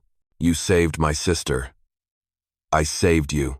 That is how a warrior repays a debt." But in her eyes, there was something more than repayment. They belonged to each other, though neither had said it aloud. Evening fell slowly after the battle, the golden light of sunset stretching across the valley like the last ash of a great fire. The sounds of horses breathing, men groaning, and the scent of blood on the wind made it impossible to forget how close death had just come. Arika sat on a boulder, her right shoulder bandaged by Cole. The white cloth was already stained red. She was still tall, still strong, still unshaken, but something in her eyes had changed. Not pain, not fear, but choice. Taiyokan stepped forward. He stood before Arika, his gaze stern. "Daughter of the Elder, it is time to return. The tribe needs its leader." Arika lowered her eyes. She had known this for a long time. Long before she met Cole. Long before the valley had ever felt the footsteps of the three sisters. Cole stood behind her, silent. He did not interrupt. He only looked at Arika like a man on the verge of losing the most important thing in his life, but still with enough respect not to hold her with words. Arika drew a deep breath, glancing at her sisters. Her left hand still bled, bandages wrapped tightly around her chest. She spoke softly, almost to herself. "I have to go. I cannot keep running from duty." The words made Cole's chest tighten. He looked down, his hands unconsciously clenching. Taiyokan nodded. The tribe has waited long enough. But then Niera stepped forward. Not quickly, not loudly, just one step, but it shifted the weight of fate itself. Her voice was steady as stone. "You do not have to sacrifice yourself anymore." Taiyokan frowned. "Niera, this is not." Niera raised her hand. "She's fought since she was 13.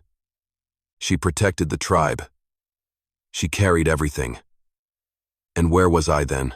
She took a deep breath, straining against the bandages across her chest. "Now it is my turn." Taya stepped up beside her, shoulder to shoulder. The broad backs of the two younger sisters, nearly equal in height, suddenly looked like twin pillars. Taya said, "We know the tribe needs strength. Niera and I are strong. We will learn. We will take her place." Arika froze.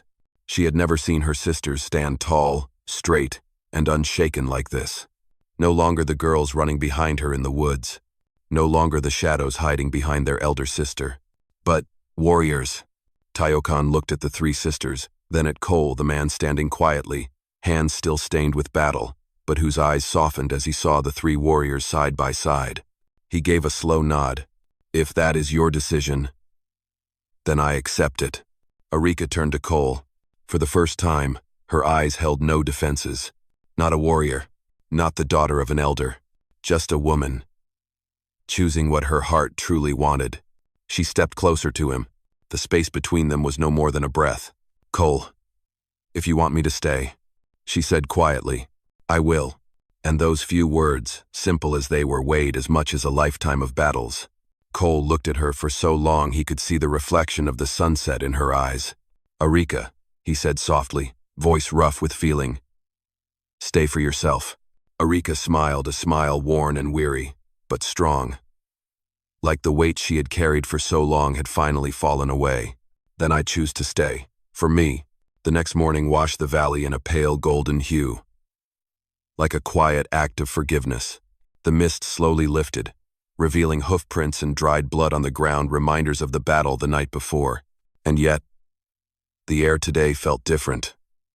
Lighter, cleaner, as if the land itself had just shrugged off a burden it had carried for far too long. Arika stood in front of Cole's cabin, the bandage on her shoulder freshly changed. Her hair was tied loosely to one side, revealing broad shoulders and sun, bronze skin marked with the scars of countless battles. But in her eyes, for the first time, there were no walls, no steel defenses of a leader, only peace. Niera and Taya prepared the horses. The two tall, muscular women stood side by side like stone pillars. Yesterday they had fought like warriors to save their sister. Today, they stood as the new leaders of their tribe. Tyokan approached Arika, placing a hand gently on her shoulder with quiet respect. "The tribe will miss you," he said. "But growing up means knowing when to hold on and when to let go." Arika nodded. She turned to her sisters. Niera hugged her tightly. Taya wrapped her arms around both of them, her embrace wide enough to hold a grown man. Niera said, "You fought your whole life. Now, let us fight for you." Taya whispered, "We've never truly been apart, just walking down two different paths." The towering Apache sisters mounted their horses and turned to look at Cole. There was no suspicion in their eyes, not like when they first met. Only gratitude for the man who had stood beside them, risked everything, and protected their family. Then they rode off, leading the Apache warriors into the trees, their powerful silhouettes fading into the distance. And then it was just Arika and Cole, and a wide-open land, waiting for the two of them to begin again. Cole turned to her, his hands still dusty from stamping out the last embers of the fire. "So now what?" he asked, half joking. "A great warrior like you really planning to stay in this broken-down old cabin?" Arika stepped closer. She stood taller, her shadow covering half of Cole's body, but her voice was soft, like the morning breeze. "I do not need a palace." She looked straight into his eyes. "I just need a place where you are." Cole stood silent. A man who had once lost everything now standing in front of a love so real. He could hardly believe he deserved it. He reached up and gently touched her cheek. "Then let's rebuild this place," he said. "From the ground up, every board, every inch of soil." Arika smiled, and the smile was so beautiful, it made the morning feel brighter. "I will handle the heavy lifting." "I know," Cole chuckled. And so, in the harsh heart of the West, they began again. Arika carried beams that would take 3 grown men to lift. Cole repaired the roof, hammered nails into the doorframe. In the evening, they sat together on the porch, the wind brushing gently against their healing wounds. No vows, no speeches, just two people who had once lost everything, now building a home on land where blood, tears, and love had all been spilled. A place where no one had to run anymore. A home. My friends out here in this wild land. Not all good things come from gunfire or glory.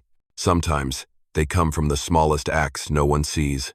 A bowl of water left out at night. A door opened for a stranger. A hand reaching out even when your own is trembling. That quiet kindness.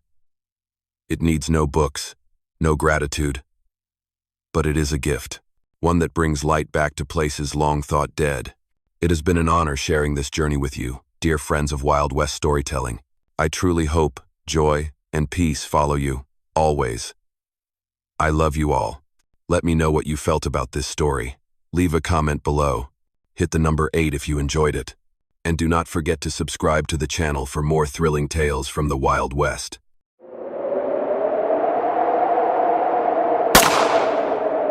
Elias followed its gaze. At the base of the fence, half buried in dust and tangled weeds, was a body. Curled up, motionless, as if someone had tossed it there and let the darkness take over.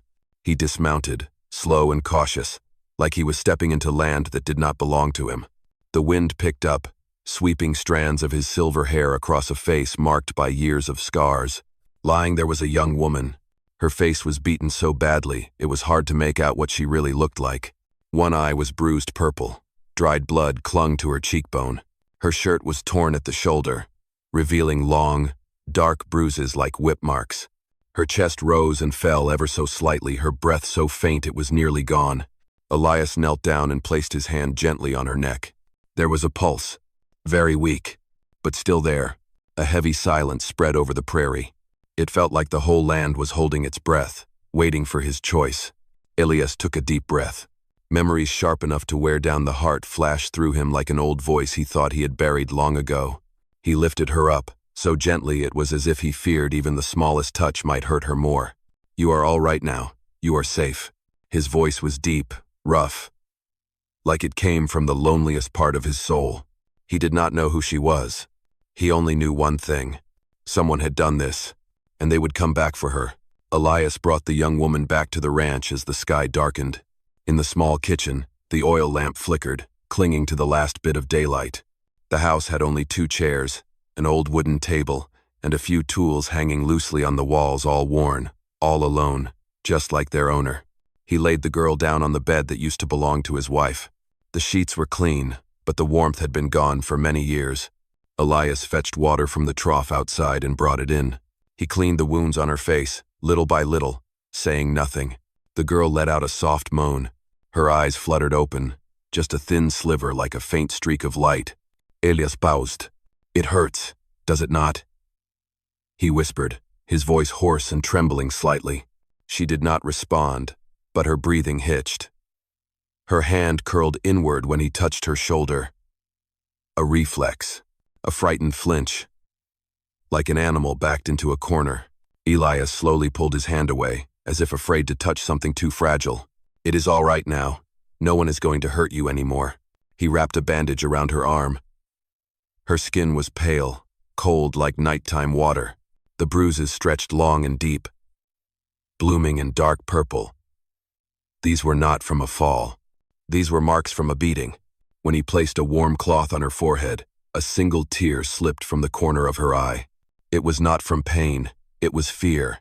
Elias stood still for a few moments. He had seen that kind of fear before, the kind that kept you from sleeping, from hoping, from trusting anyone ever again. He had lived with it for 7 years, ever since his wife died in his arms. As he turned to wring out the cloth, the girl suddenly whispered, her voice so raw and faint it could have been the wind, "Do not let him fin me." Elias spun around instantly. Who are you talking about?" But she had already fallen back into the dark. A cold breeze swept through the door, making the lamp tremble. Elias looked out into the dark yard. The long, silent fence line, the wooden gate slightly ajar, his own horse tracks pressed into the dirt. There was no sign of anyone watching. But something in him, something that knew the weight of loss, told him this calm was not real. He stood at the doorway, his hand resting on the worn handle of his old rifle, eyes fixed on the road that led to the town of Moiti. And one thought returned, clear as the sound of hooves pounding in his mind. Whoever did this to her would not give up easily. Around midnight, when the wind shifted and the cold began to slip through every crack in the cabin walls, Elias managed to rest for a while on the chair beside the bed. The oil lamp was still burning, its light trembling as if it was about to give up. In that silence, a sharp breath broke through, short, choked, then stretched out like someone pulling themselves out of a nightmare. Elias opened his eyes. The girl was trying to sit up. He quickly stood and reached for her shoulder, speaking softly. "Take it slow. You are still very weak." Clara opened her eyes again. This time, they were not as clouded. She looked around the room, at the flickering light, at Elias's tired, weathered face, as if trying to decide whether this was a safe place or not. "Where am I?" she asked, her voice hoarse, her breathing uneven. "My ranch," Elias replied gently. "Outside Moiti." "You were hurt." "Badly." She touched her cheek, then winced and pulled her hand away from the pain. A long silence followed, long enough for Elias to hear the wood creaking on the porch under the pressure of the night wind. Then Clara whispered, her words sounding like they had been torn from the bottom of her chest. "He will come for me." Elias looked straight into her eyes. "Who is he?" She swallowed hard, her throat trembling. A primal fear clung to her like the darkness gathering in the corners of the room. "If you keep me, he will kill you." Elias sat down on the edge of the bed. He looked at her for a long time, so long that Clara finally looked away. Then he spoke, slowly. "You are on my land. No one touches you unless I say they can." Clara shook her head weakly. "You do not understand him." Elias gently squeezed her hand to cut her off. No, you do not understand me. In the dim light, the truth on Elias's face became clear and silent. He had lost someone. You should not have saved me. He will come here. He always finds me. Elias stepped back, as if her words had hit him in the chest. He remembered. The long whip-like bruises. The torn shoulder. The broken, shallow breaths. The eyes that never fully opened, filled only with fear. Not bandits. Not drunks. These were the marks of someone who had done this, many times before. Clara tried to sit up on her elbows, choking on her own words. If you turn me in, you might still live. If you keep me, he will kill you. Elias sat down on the edge of the bed. He looked at her for a long time, so long that Clara finally looked away. Then he spoke, slowly. You are on my land. No one touches you unless I say they can. Clara shook her head weakly. You do not understand him.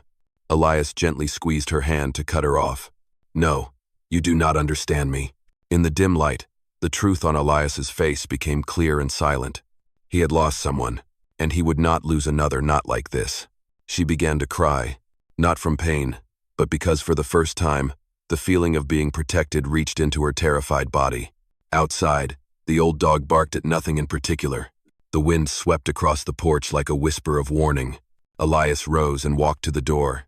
His hand rested on the worn handle of his old rifle like a habit that never faded, and from that moment on, he knew he had chosen a path with no way back. To protect Clara and face Roar. The next morning, Moiti was bathed in the pale gold of early sunlight. The saloon at the edge of town opened early, and a few men stood on the porch, speaking in hushed tones like they were afraid someone might hear. There was something thick in the air like a weight hanging invisibly above the low rooftops. Elias rode into town in complete silence. He wore no hat to shield his face. He did not hide his eyes. It was the only way to make sure Roar understood that Elias McCrae was not here to negotiate. People in town stopped when they saw him. A few turned and stepped inside their homes. An old woman pulled her grandson close to the wall. Everyone knew. Moiti stayed quiet as long as no one crossed Roar. Elias tied his horse in front of the saloon, where Roar usually showed up in the mornings to check over livestock papers and his goods. The saloon doors swung open. Roar stepped out tall, broad-shouldered, his leather coat still dusty from a long night's ride. His face was the kind that people had learned not to look at directly. But Elias looked straight at him. He did not blink. McCrae, Roar spoke first, his voice casual but loud enough for the whole town to hear. You got here earlier than I expected. Elias answered low and steady. Last night, I found a girl, beaten nearly to death, by the fence. A few people nearby exchanged glances. Someone's hand trembled slightly. What girl? Roar asked. But there was a flicker of caution in his eyes. Elias did not answer the question. He simply spoke, like stating a fact. She was running from a cruel man. A heavy silence dropped over Moiti's main street. Roar smirked the kind of smirk a wolf gives when it sees the prey still breathing. And who might that be? Maybe I can help you find him. Elias took one step closer, just enough for people to feel the weight of the truth. His name is Roar. The crowd froze. A glass shattered inside the saloon. Roar laughed. A short, dry sound with nothing human in it. What did you just say, McCrae? Elias's face did not change. I said, do not touch her again. No one dared breathe too loud. And who do you think you are to say that to me? Roar growled. Elias answered plainly, the man who has seen what you do. Roar stepped back, just half a step. No one noticed except those standing closest. But Elias did. That was enough. The wicked always recoil when exposed. Roar's hand moved to the grip of his gun.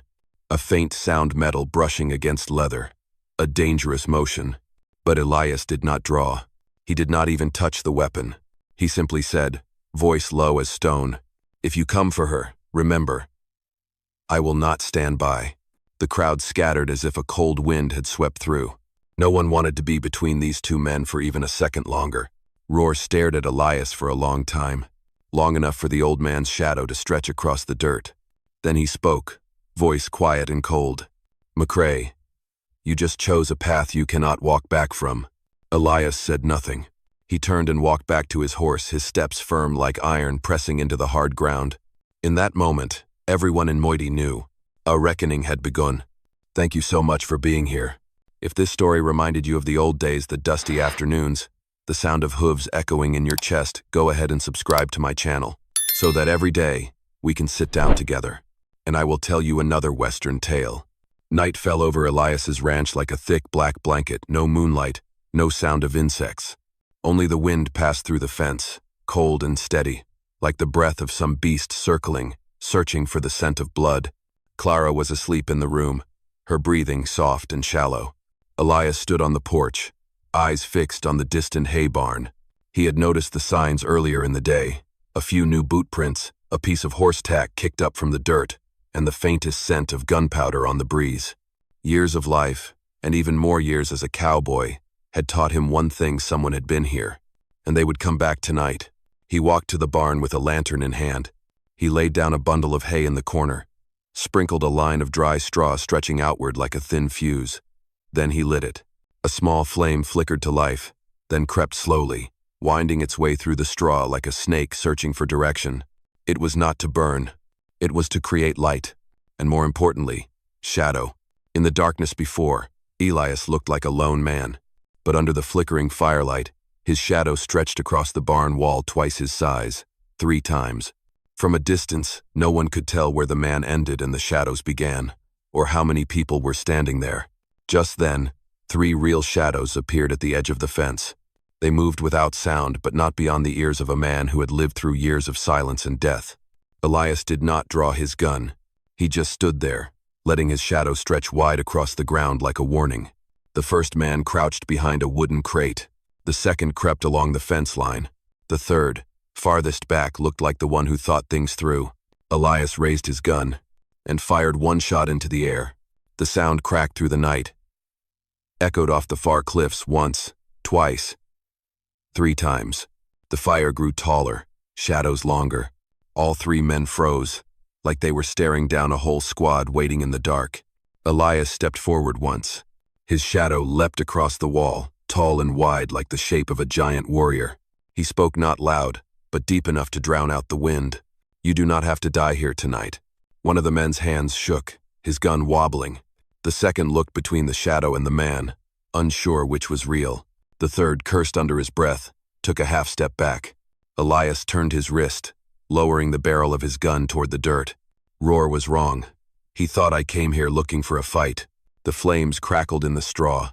Smoke began to drift into the air. To the 3 men standing there, it felt less like one man in a barn, and more like a trap set by a dozen waiting in ambush. Elias spoke again, slow, firm, unshaken. "He thought I would leave that girl behind to save my own skin. He was mistaken."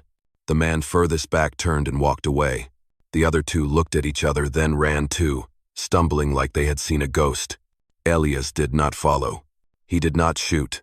There was no need, because tonight was not about killing. It was about sending a message Roar could not possibly misunderstand. McCrae does not hunt men, but he will not let anyone be hunted on his land. He stomped out the fire, went back inside, and closed the door. Clara was asleep, peacefully as if the world outside had not just started to boil. The next morning, before the sun could rise above the hills, Elias quietly packed his things. He did not tell Clara. He did not want to frighten her any further. But after the night of fire, he knew one truth as plain as the earth beneath his boots. Roar would come back, and next time, he would not send 3 men. He would come himself, maybe with an entire group. Elias opened the door to her room. Clara was already awake. She sat against the wall, arms around her knees, her face tired, but her eyes were brighter than the night before. "We have to leave, do we not?" she asked, voice soft, like she was afraid of breaking the fragile peace. Elias gave a slight nod. "It is no longer safe." There was a pause, and then he added, "But I know a place, far, very far, where the wind is strong enough that no one can follow our trail." Clara took in a long breath. She did not ask the name of the place. She did not ask if it was dangerous. She just looked at his hands, hands rough with calluses, heavy, but warm. And she understood, if there was anywhere to start over, it had to be wherever he was. They left the ranch before the sunlight touched the grasslands. Palo Duro Canyon appeared at noon, majestic, red as a deep cut across the land and sky. Steep cliffs curled in spirals. With narrow paths only the locals knew how to walk. The wind through the canyon made a low sound, like drums echoing from beneath the ground. Clara took a deep breath, the first in many days that did not carry the fear of someone chasing behind her. Elias built a small cabin from old pine wood. Not big, but solid.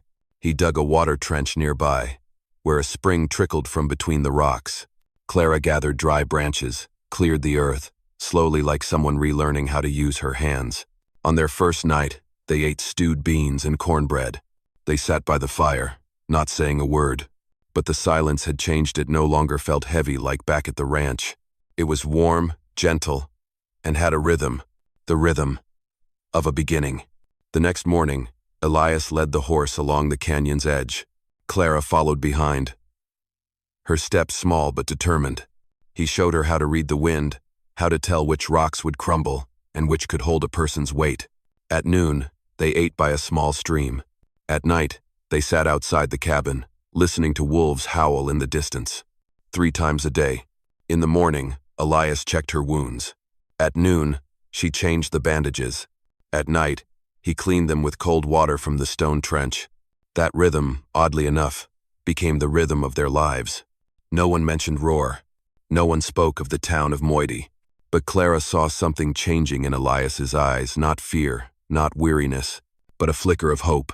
The kind of hope a widower carries for 7 long years, never daring to let it rise above the surface. And down in that red canyon, where the wind always shifted and day melted into night like a running stream, they both understood. They were not safe, but they were alive. And that was something Clara had not felt in many years after being treated like nothing more than property. The evening wind swept through the mouth of the canyon. It carried a scent. Elias recognized instantly the smell of horses ridden hard, mixed with gunpowder that had not yet faded. He was carrying water from the stream back to the cabin when the feeling hit him in the back like an invisible hand. Elias set the bucket down and stood still, listening. Then he heard it. 3 hoofbeats, heavy and steady. They were here. Elias took a long breath and called toward the cabin. "Glada, stay inside. Shut the door." His voice was so calm, it scared Clara more than if he had shouted. She stepped out halfway, lips trembling. He is here, is he not?" Elias did not look at her. He did not answer. That silence told her everything she needed to know. He walked to the open stretch of land in front of the cabin.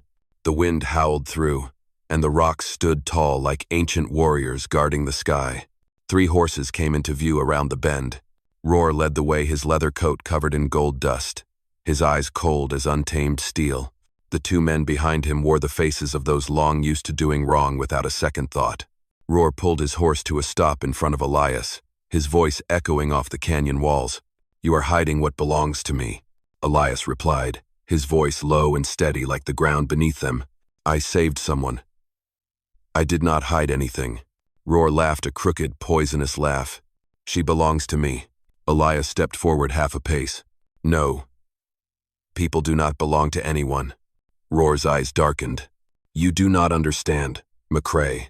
I paid for her. I own her." Elias stared directly at him, not with anger, but with pity. "You use money to buy what you think is power, but real power comes from what a man chooses to protect, not what he owns." The 2 men behind Roar moved their hands toward their guns. From the doorway, Clara saw it all. She was trembling, but she did not run. For the first time in years, she wanted to face the past that had once paralyzed her. Roar glanced toward the cabin. "She comes out now, or I." Elias cut him off.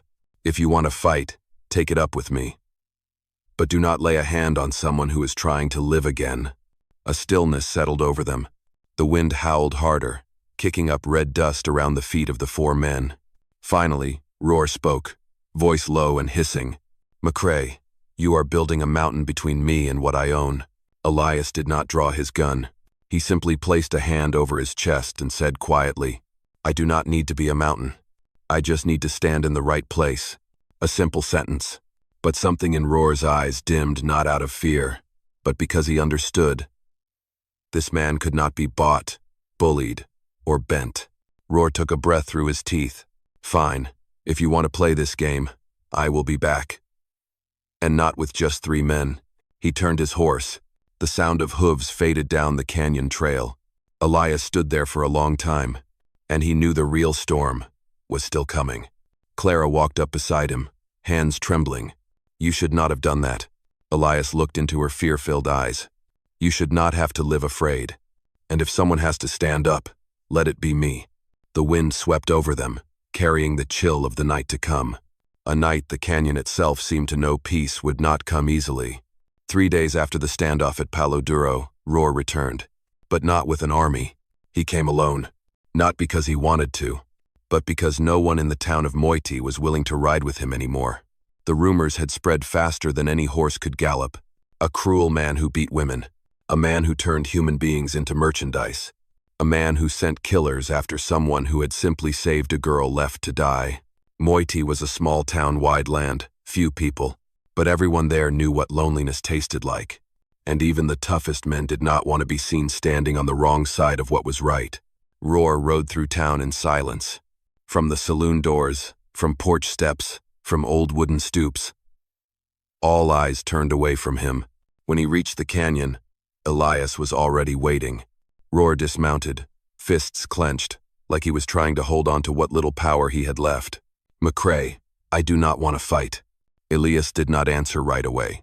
He looked at the man in front of him, dust-covered, red-eyed, shoulders slumped like someone who had lost something greater than money. Roar exhaled heavily. She is not mine anymore. The town, they do not stand with me." He let out a bitter, crooked laugh. "I have lost." Elias spoke slowly and clearly. "No man loses by letting another be free." A simple sentence, as plain as the ground beneath their feet, but it cut through the pride Roar had used to hide everything else in his life. He turned toward Clara. She stood at the cabin doorway, her eyes no longer trembling like the first day. Roar bowed his head. For the first time in his life, "I am sorry." Not a grand apology, but enough to make sure Clara was no longer just something beaten, sold, or discarded. Roar rode away. He did not look back.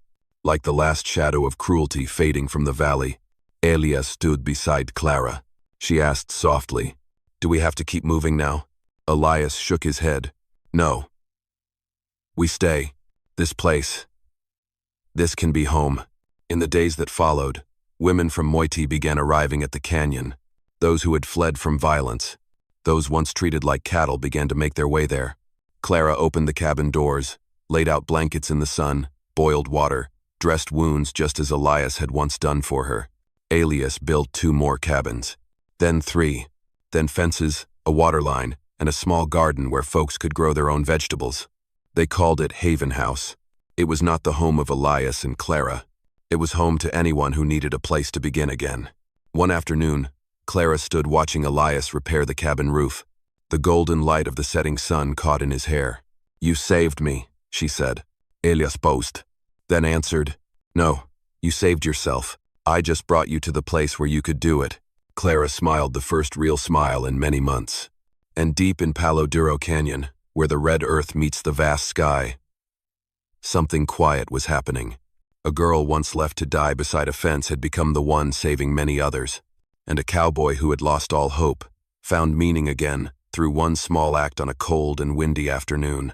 Dear friends, in the wild lands, one hand reaching out at the right moment can save an entire life. One small act is enough to light up a soul that had nearly gone dark.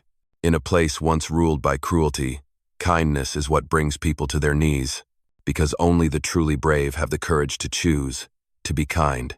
And in the end, I just hope that you, wherever you are, will always find happiness and peace.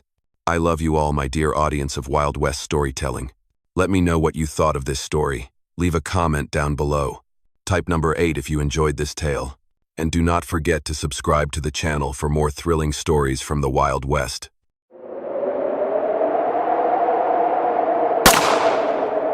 Jonas Hale rode his old horse over the final rocky slope, just as the evening sun was about to dip behind the mountains.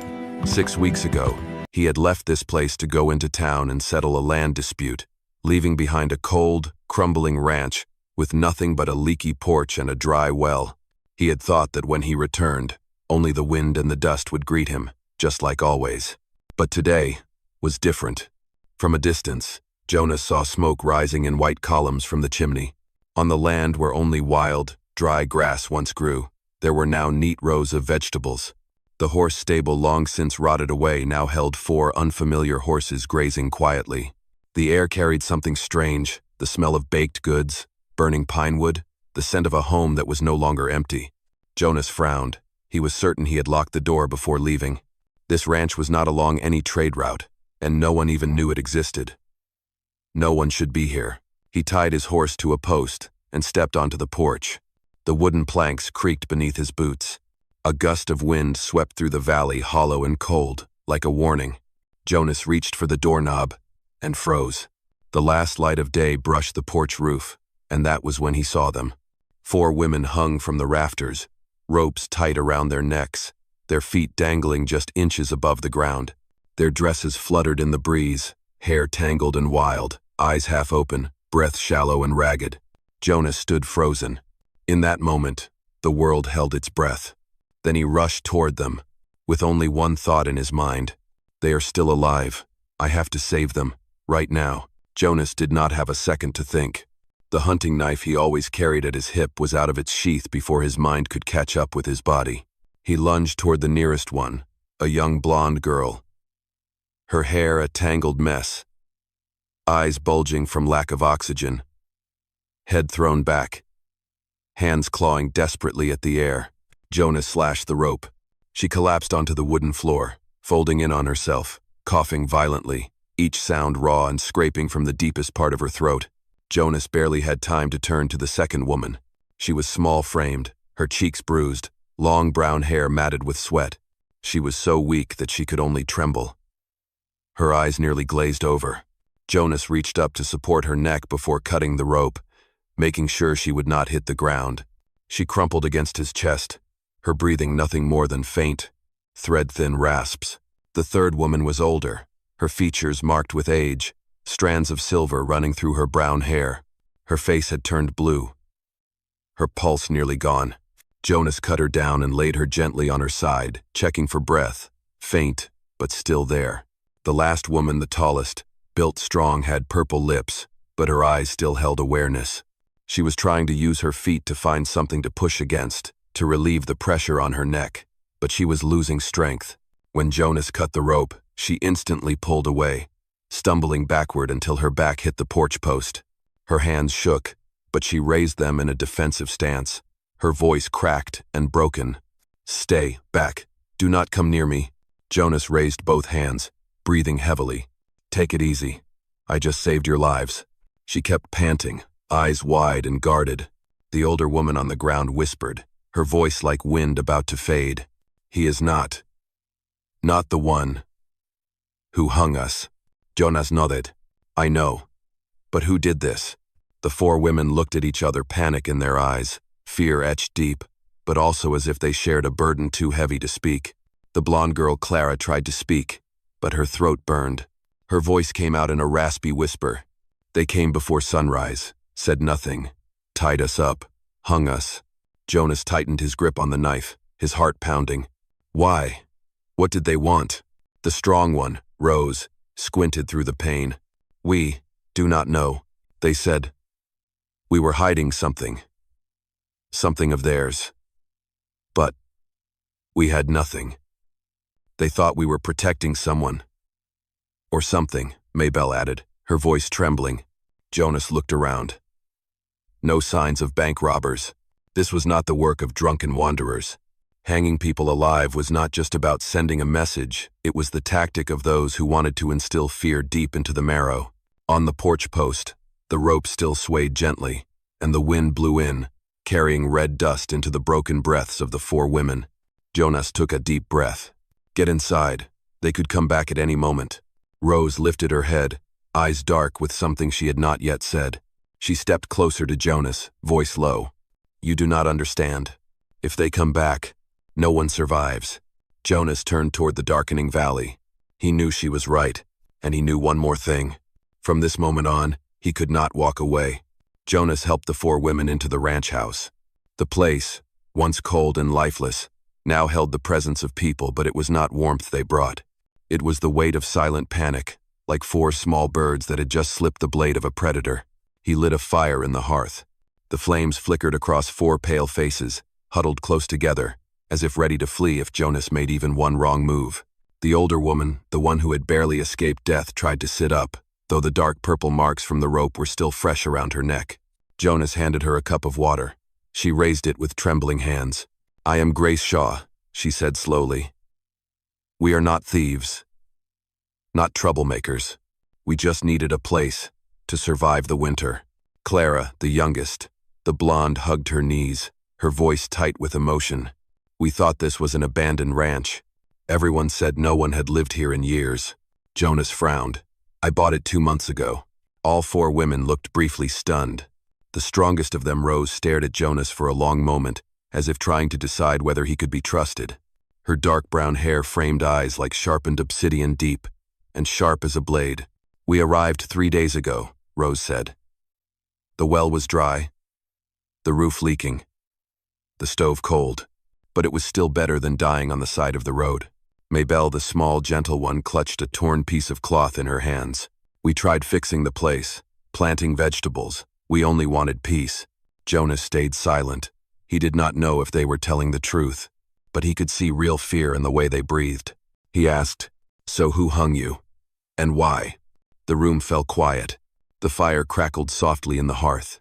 Outside, wind whistled through the cracks in the door, carrying with it a faint howl from the open fields.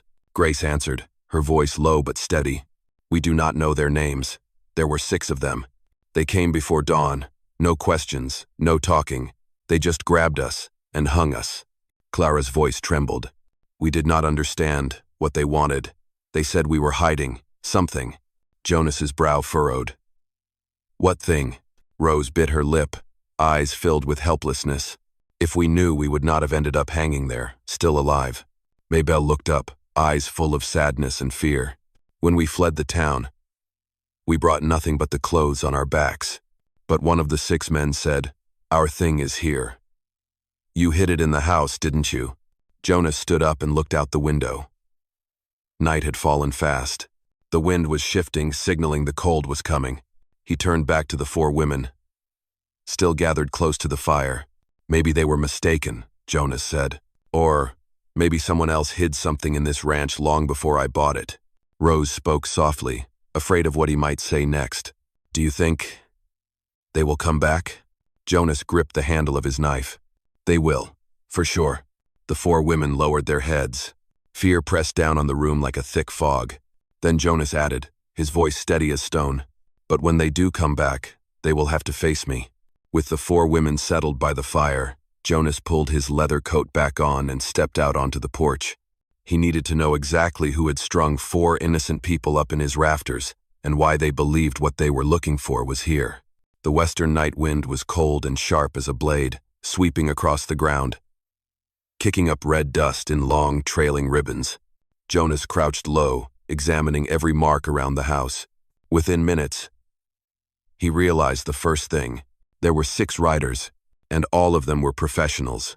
The hoof prints were deep and evenly spaced, not the kind made by drunken drifters or clumsy bandits. Next to the horse stable were drag marks, as if someone had been pulled or something heavy had been hauled along. Near the back wall were distinct boot impressions, sharp-edged, heavy soles, the kind issued to old Border Patrol units. Jonas touched the hatch door to the root cellar. It had been chopped with a clean axe blade, not smashed in blindly. A chill crept up his spine. These men were not amateurs. He opened the hatch and climbed down. Cold, damp air rose from the dirt floor. A torch fixed to the wall had burned low, casting flickering yellow light. On the ground was a deep boot print, pressed hard into the mud. Whoever made it was heavy and in a hurry. Nearby were marks where someone had been scraping or digging. Everything Jonas had stored just days ago was scattered but untouched. They were not after food, gear, or money. They were searching for one thing. Jonas knelt, studying the floor near the corner wall. There, the dust had been swept aside, revealing a strange symbol carved carefully into the dirt with a knife. A triangle, crossed cleanly through the center by a single line. Not religious, not a miner's mark, not native. Jonas clenched his jaw. He knew this symbol. Only one group used it. The Blood Riders. Mercenaries for hire, known for hunting people ruthless, silent, and so feared that every town knew their name, though no one had ever seen their faces. And they only answered to one man, someone Jonas had once served with in the same unit. Silas Kern. A name Jonas believed had died 3 years ago. His heart pounded. If Silas was alive, and he had come to this ranch, then this was far bigger than 4 women stumbling into the wrong place. Rose appeared in the cellar doorway, clutching her shawl, her voice shaky. "What did you find?" Jonas looked up, the firelight reflected in his eyes. "It was not you. You did not bring this here." "Then, who did?" Rose's fingers tightened around the cloth, her lips turning pale. Jonas answered, his voice low, heavy as stone. "The last owner of this ranch. Someone hid something here that Silas Kern desperately wants back." Fear spread across Rose's face. Jonas climbed out of the cellar, closed the hatch, and stared into the endless darkness of the valley. "And he will come back for it. That much is certain. Thank you for being here." If this story brought back memories of old days, those dusty afternoons, the sound of hooves echoing in your chest, consider subscribing to my channel. So each day we can sit together once more, and I will tell you another story from the wild, wild west. Jonas stepped back into the cellar, this time more slowly, as if each footfall was turning a page in the darkest chapters of a past he thought he had buried. The torch had burned down to smoke, but moonlight filtering through the hatch slit was enough to reveal the truth that had been hidden for so long. In the far left corner of the cellar, beneath a thin layer of dust, Jonas found a small square metal box, heavy, but empty. He lifted it, turned it over in his hands, and heard the hollow echo bounce softly through the cellar. It had not been opened recently. The rusted edges of the latch showed it had been unlocked many years ago, likely back when the previous owner of the ranch was still alive. Faintly etched on the lid were the words, "Property of SK." Jonas's heart sank. There was only one man in this entire region who used those initials on his belongings. Silas Kern. If this box once belonged to him, then what was he looking for? Illegal documents? A map? Gold? Or evidence? Jonas did not believe Silas cared about money. He craved power. Whatever had been in this box, it was something he could never allow anyone else to have. Jonas crouched near the spot where the box had been found. Beneath the disturbed earth, there was something else, a torn scrap of paper, ripped in haste, the handwriting crude but legible. "Must not fall into the hands of Silas Kern." The words felt like a voice from the grave, thickening the air around him. Jonas stood up straight, gripping the note so tightly his fingers turned white. The ranch's previous owner had not fled because of debts or disease. He ran because of Silas. And in the end, it was likely that he died because of whatever had once been hidden inside that box. "Jonas?" Maybelle's voice came from the wooden stairs. He turned. The 4 women stood at the cellar's entrance, their faces tired, but their eyes searched his for answers, something to help them understand the storm that was now swirling around them. Jonas handed the note to Grace. She read it, her face going pale. "Silas Kern," Grace whispered. "They say he used to serve in the border patrol, but was discharged for killing prisoners without cause." Clara hugged her shoulders tight. "Then, what he wants has nothing to do with us." Jonas nodded. "He thinks you took what was in the box, but it has been gone for a long time." Rose narrowed her eyes, her voice low and sharp. "Then he will come back and tear this ranch apart until he finds it." Jonas looked at all 4 of them, his voice firm as hardened pine. "Not just come back. He will bring enough men to kill anyone who gets in his way." The wind howled outside, and the wooden door groaned, a distant, mournful creak. Clara swallowed hard and asked the one question that hung heavy in everyone's mind. "Do we have a chance to survive?" Jonas looked up, his eyes hard with the cold focus of a man who had survived battlefields. "If we start preparing now, we do. But Silas Kern will not stop, and he will be back very soon." The wind rose from the west, at first carrying only thin trails of dust, but then thickening into red streaks that swept through the valley like a bloody mist. Jonas stood on the porch, eyes narrowed as he felt the sudden shift in the air, a clear sign. Someone was coming. Just minutes later, the sound of hooves echoed from afar. At first, 1 horse, then 2, then 6. 6 pounding, deliberate hoofbeats, drawing closer with purpose. Jonas took a deep breath and stepped back inside the house. They are here. Grace stood up at once, her neck still bruised and swollen. What do we do? Jonas's voice held the weight of iron. Get to the cellar, now. Clara's eyes widened in panic. What about you? I stay outside. Maybelle trembled. 1 man against 6. Jonas flipped the Winchester rifle into his hands, checked the chamber, then looked at them with eyes hard as mountain stone. I am not fighting. I am buying time. The 4 women exchanged glances, then one by one descended into the cellar. Rose was the last to go, pausing halfway down the stairs, her gaze sharp and unblinking. Jonas, if they catch you, he answered without hesitation. I have survived worse than them. Just do what I said. Rose bit her lip, gave a small nod, then pulled the cellar door shut. The wind howled through the yard, and the creaking of the wooden porch sounded like a distant cry across the prairie. Jonas stepped back onto the porch just as the first dark shapes emerged on the trail. 6 riders, cloaked in long dusters, their faces half covered with dark scarves. At the center was him, Silas Kern. Jonas recognized him instantly, even from afar. The gleaming black leather coat, the worn gun belt, and that scarred flame, spotted horse, the same one Jonas had seen on the battlefield 3 years ago. Silas pulled the reins, stopping just 10 meters from Jonas. He raised his head and tugged down the scarf, revealing eyes the color of winter steel, cold, gray, unblinking. Jonas Hale, he said, his voice scraping like metal over stone. Never thought I'd see your face again. Jonas stood his ground, Winchester lowered at his side but not yet raised. I thought you were dead, Silas. Silas smirked. You should have wished that were true. His men spread out, forming a crescent around the porch, each with a hand resting on the grip of their gun. Silas reached up and toyed with the noose still hanging from the porch beam, studying the bruised marks left in the rope like he was admiring a piece of his own art. Yesterday, I thought those filthy little women had my property. Jonas's tone was ice. They are not involved. Oh, Jonas, Silas chuckled, a quiet, bone-chilling sound. Everything in that house is involved with me. He gestured to one of his men. The man dismounted and moved toward the house. Jonas swung the Winchester into position, blocking the doorway. He stepped forward onto the porch, his eyes dark and fixed. No one crosses this threshold. The man stopped in his tracks. Silas stared at Jonas for a long time, then spoke, slow and heavy, each word pressed into the dirt like a boot print. I want what was in the metal box. Jonas did not blink. It is empty. Silas's smile thinned like a blade. Then you are the last man to have seen it. The wind howled louder. The world seemed to hold its breath. 6 guns waited for a signal. Jonas knew. This fight would happen, and he had to survive long enough to protect the 4 women hiding below. Silas let the silence stretch, as if he was trying to sniff fear off Jonas. But Jonas's face remained unmoved, carved from stone. Only one thing shifted. His eyes flicked.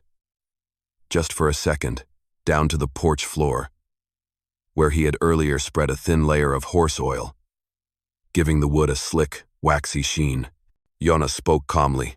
Silas, if you want to get inside, step up here yourself. Silas looked at the porch, then at Jonas. He was clearly suspicious, but the pride of a man used to giving orders would not allow him to back down from someone standing alone. He jumped off his horse and walked straight toward the steps. One of his men started to follow, but Silas waved him off. No need. I'll handle this myself. Jonas stepped back, as if giving him room. Silas set foot on the porch and slipped. He cursed, trying to regain his balance, but the oil sent him skidding. His body tilted hard to the left just as Jonas swung open the wooden door. From the darkness inside came Rose's sharp cry. Now, Grace, Rose, and Maybelle, though still weak from the hanging, sprang from behind the porch posts, ropes in hand. Jonas lunged before Silas could draw his gun, seizing his arm, twisting it back, and slamming him down onto the wooden floor. Clara threw open the cellar hatch and handed Jonas a thick leather strap they had found earlier. In just 3 chaotic seconds, the 5 of them moved as one. Rose wrapped the strap around Silas's wrists. Maybelle held down his legs. Clara looped the rope up over the beam. Grace, with all the strength she had left, tied the knot tight. Jonas forced Silas face down, pinning his shoulders to the boards. Silas screamed in rage, his voice cracking. "You cheap who?" Jonas drove a fist into his jaw. Silas went silent. Jonas spoke low, each word like stone. "That's enough." His men had no time to react. It had all happened too fast. One drew his gun. Jonas swung the Winchester over Silas's back, aiming squarely through the porch opening. "Take one more step, and I will break your leg first." The three looked at each other, then turned tail and bolted, spurring their horses down the slope without daring to glance back. The sound of hooves faded quickly into the valley. Only the heavy breaths of 5 people remained on the porch, 4 women still bruised from the ropes, and Jonas, pressing down the man who had once been his battlefield nightmare. Grace placed a hand on Jonas's shoulder. We did it." Jonas tied another loop around Silas, locking it tight like hammering steel into stone. "This is not to kill him," he said. "It's to bring him before a federal court. He will talk, and he will never hurt anyone again." Clara looked down at Silas, now motionless, her voice trembling. You're really going to hand him over to the law?" Jonas nodded, his eyes sharp. "There's no justice like the kind where people can look him in the eye while he's held accountable." Rose whispered, "For the first time in a long time, I feel like we actually have a future." Jonas replied, "Not just a future. From now on, you are truly free." Night fell over the ranch like a heavy black blanket. The wind slipped through the cracks in the doors, carrying the scent of dust and cold mist.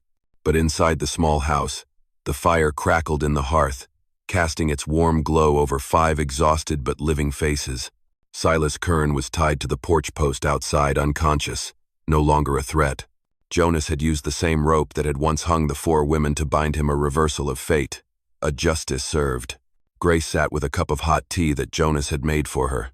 Clara was curled up on the couch under a wool blanket. Maybelle carefully stitched the tear in Rose's shirt, her hands still shaking, but steady with purpose. Rose sat near the door, glancing outside every so often, as if her instincts still refused to let her relax. After a long moment, Jonas placed the empty metal box on the table. All 4 women turned to look at it. Grace asked softly, "Jonas, what is it? What was he looking for?" Jonas gently flipped the lid open. Inside, nothing but a layer of old dust and a small scrap of paper clinging to the edge. He held it close to the firelight to read. On that scrap was a faded stamp, one belonging to the Federal Court of Wyoming. Clara held her breath. It was documents? Jonas nodded. Not gold, not a treasure map. He posed, eyes distant. Evidence of a crime. Maybelle gripped her chest. "Silas's screams?" "Yes," Jonas said, his voice as solid as the mountain.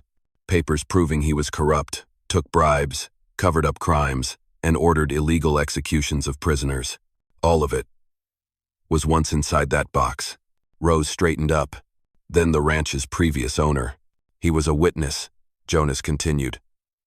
"He got a hold of the documents and hid them here. Maybe he meant to turn them over to the federal court. But Silas found out, and the man had to run." Clara swallowed hard, her voice trembling. Did Silas kill him?" Jonas did not answer. "He did not have to." All 4 of them understood. Grace looked down at her hands, the rope marks still deep in her skin. "We nearly died. For something that was never ours." Jonas placed a hand on the table, his voice firm. "No, you nearly died because one evil man could not let the truth be known. But tonight," he looked out to the porch, where Silas lay bound beneath the cold moonlight.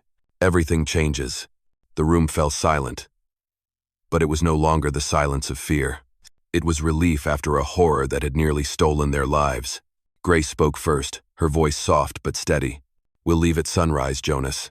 We do not want to be a burden." Jonas glanced around the house, the home that these 4 women had cleaned, planted vegetables in, repaired with their own hands.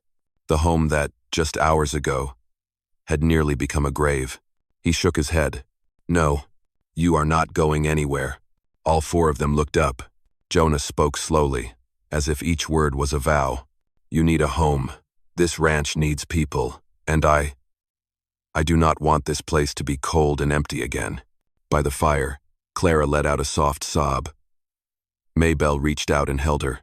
Rose turned her head to hide the tear rolling down her cheek. Grace closed her eyes, exhaling a breath she had been holding for years. Jonas added, his voice warm and steady. Starting tonight, this is your home. No one will ever hang you again. No one.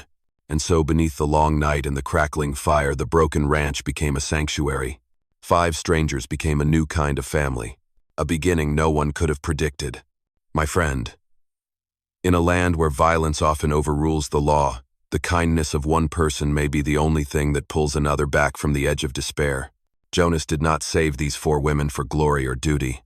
He saved them because his heart knew that life, no matter how fragile, deserves to be protected. And in that moment in the cold night, beside the flickering fire, kindness became a guiding light, turning broken people into a family and giving them a place to begin again. I am so grateful you are here with me. I just hope that wherever you are safe and happy. I love you, my dear audience of Wild West storytelling. Let me know what you thought of this story. Leave a comment down below. Type the number 1 if you enjoyed this story. And do not forget to subscribe so you can catch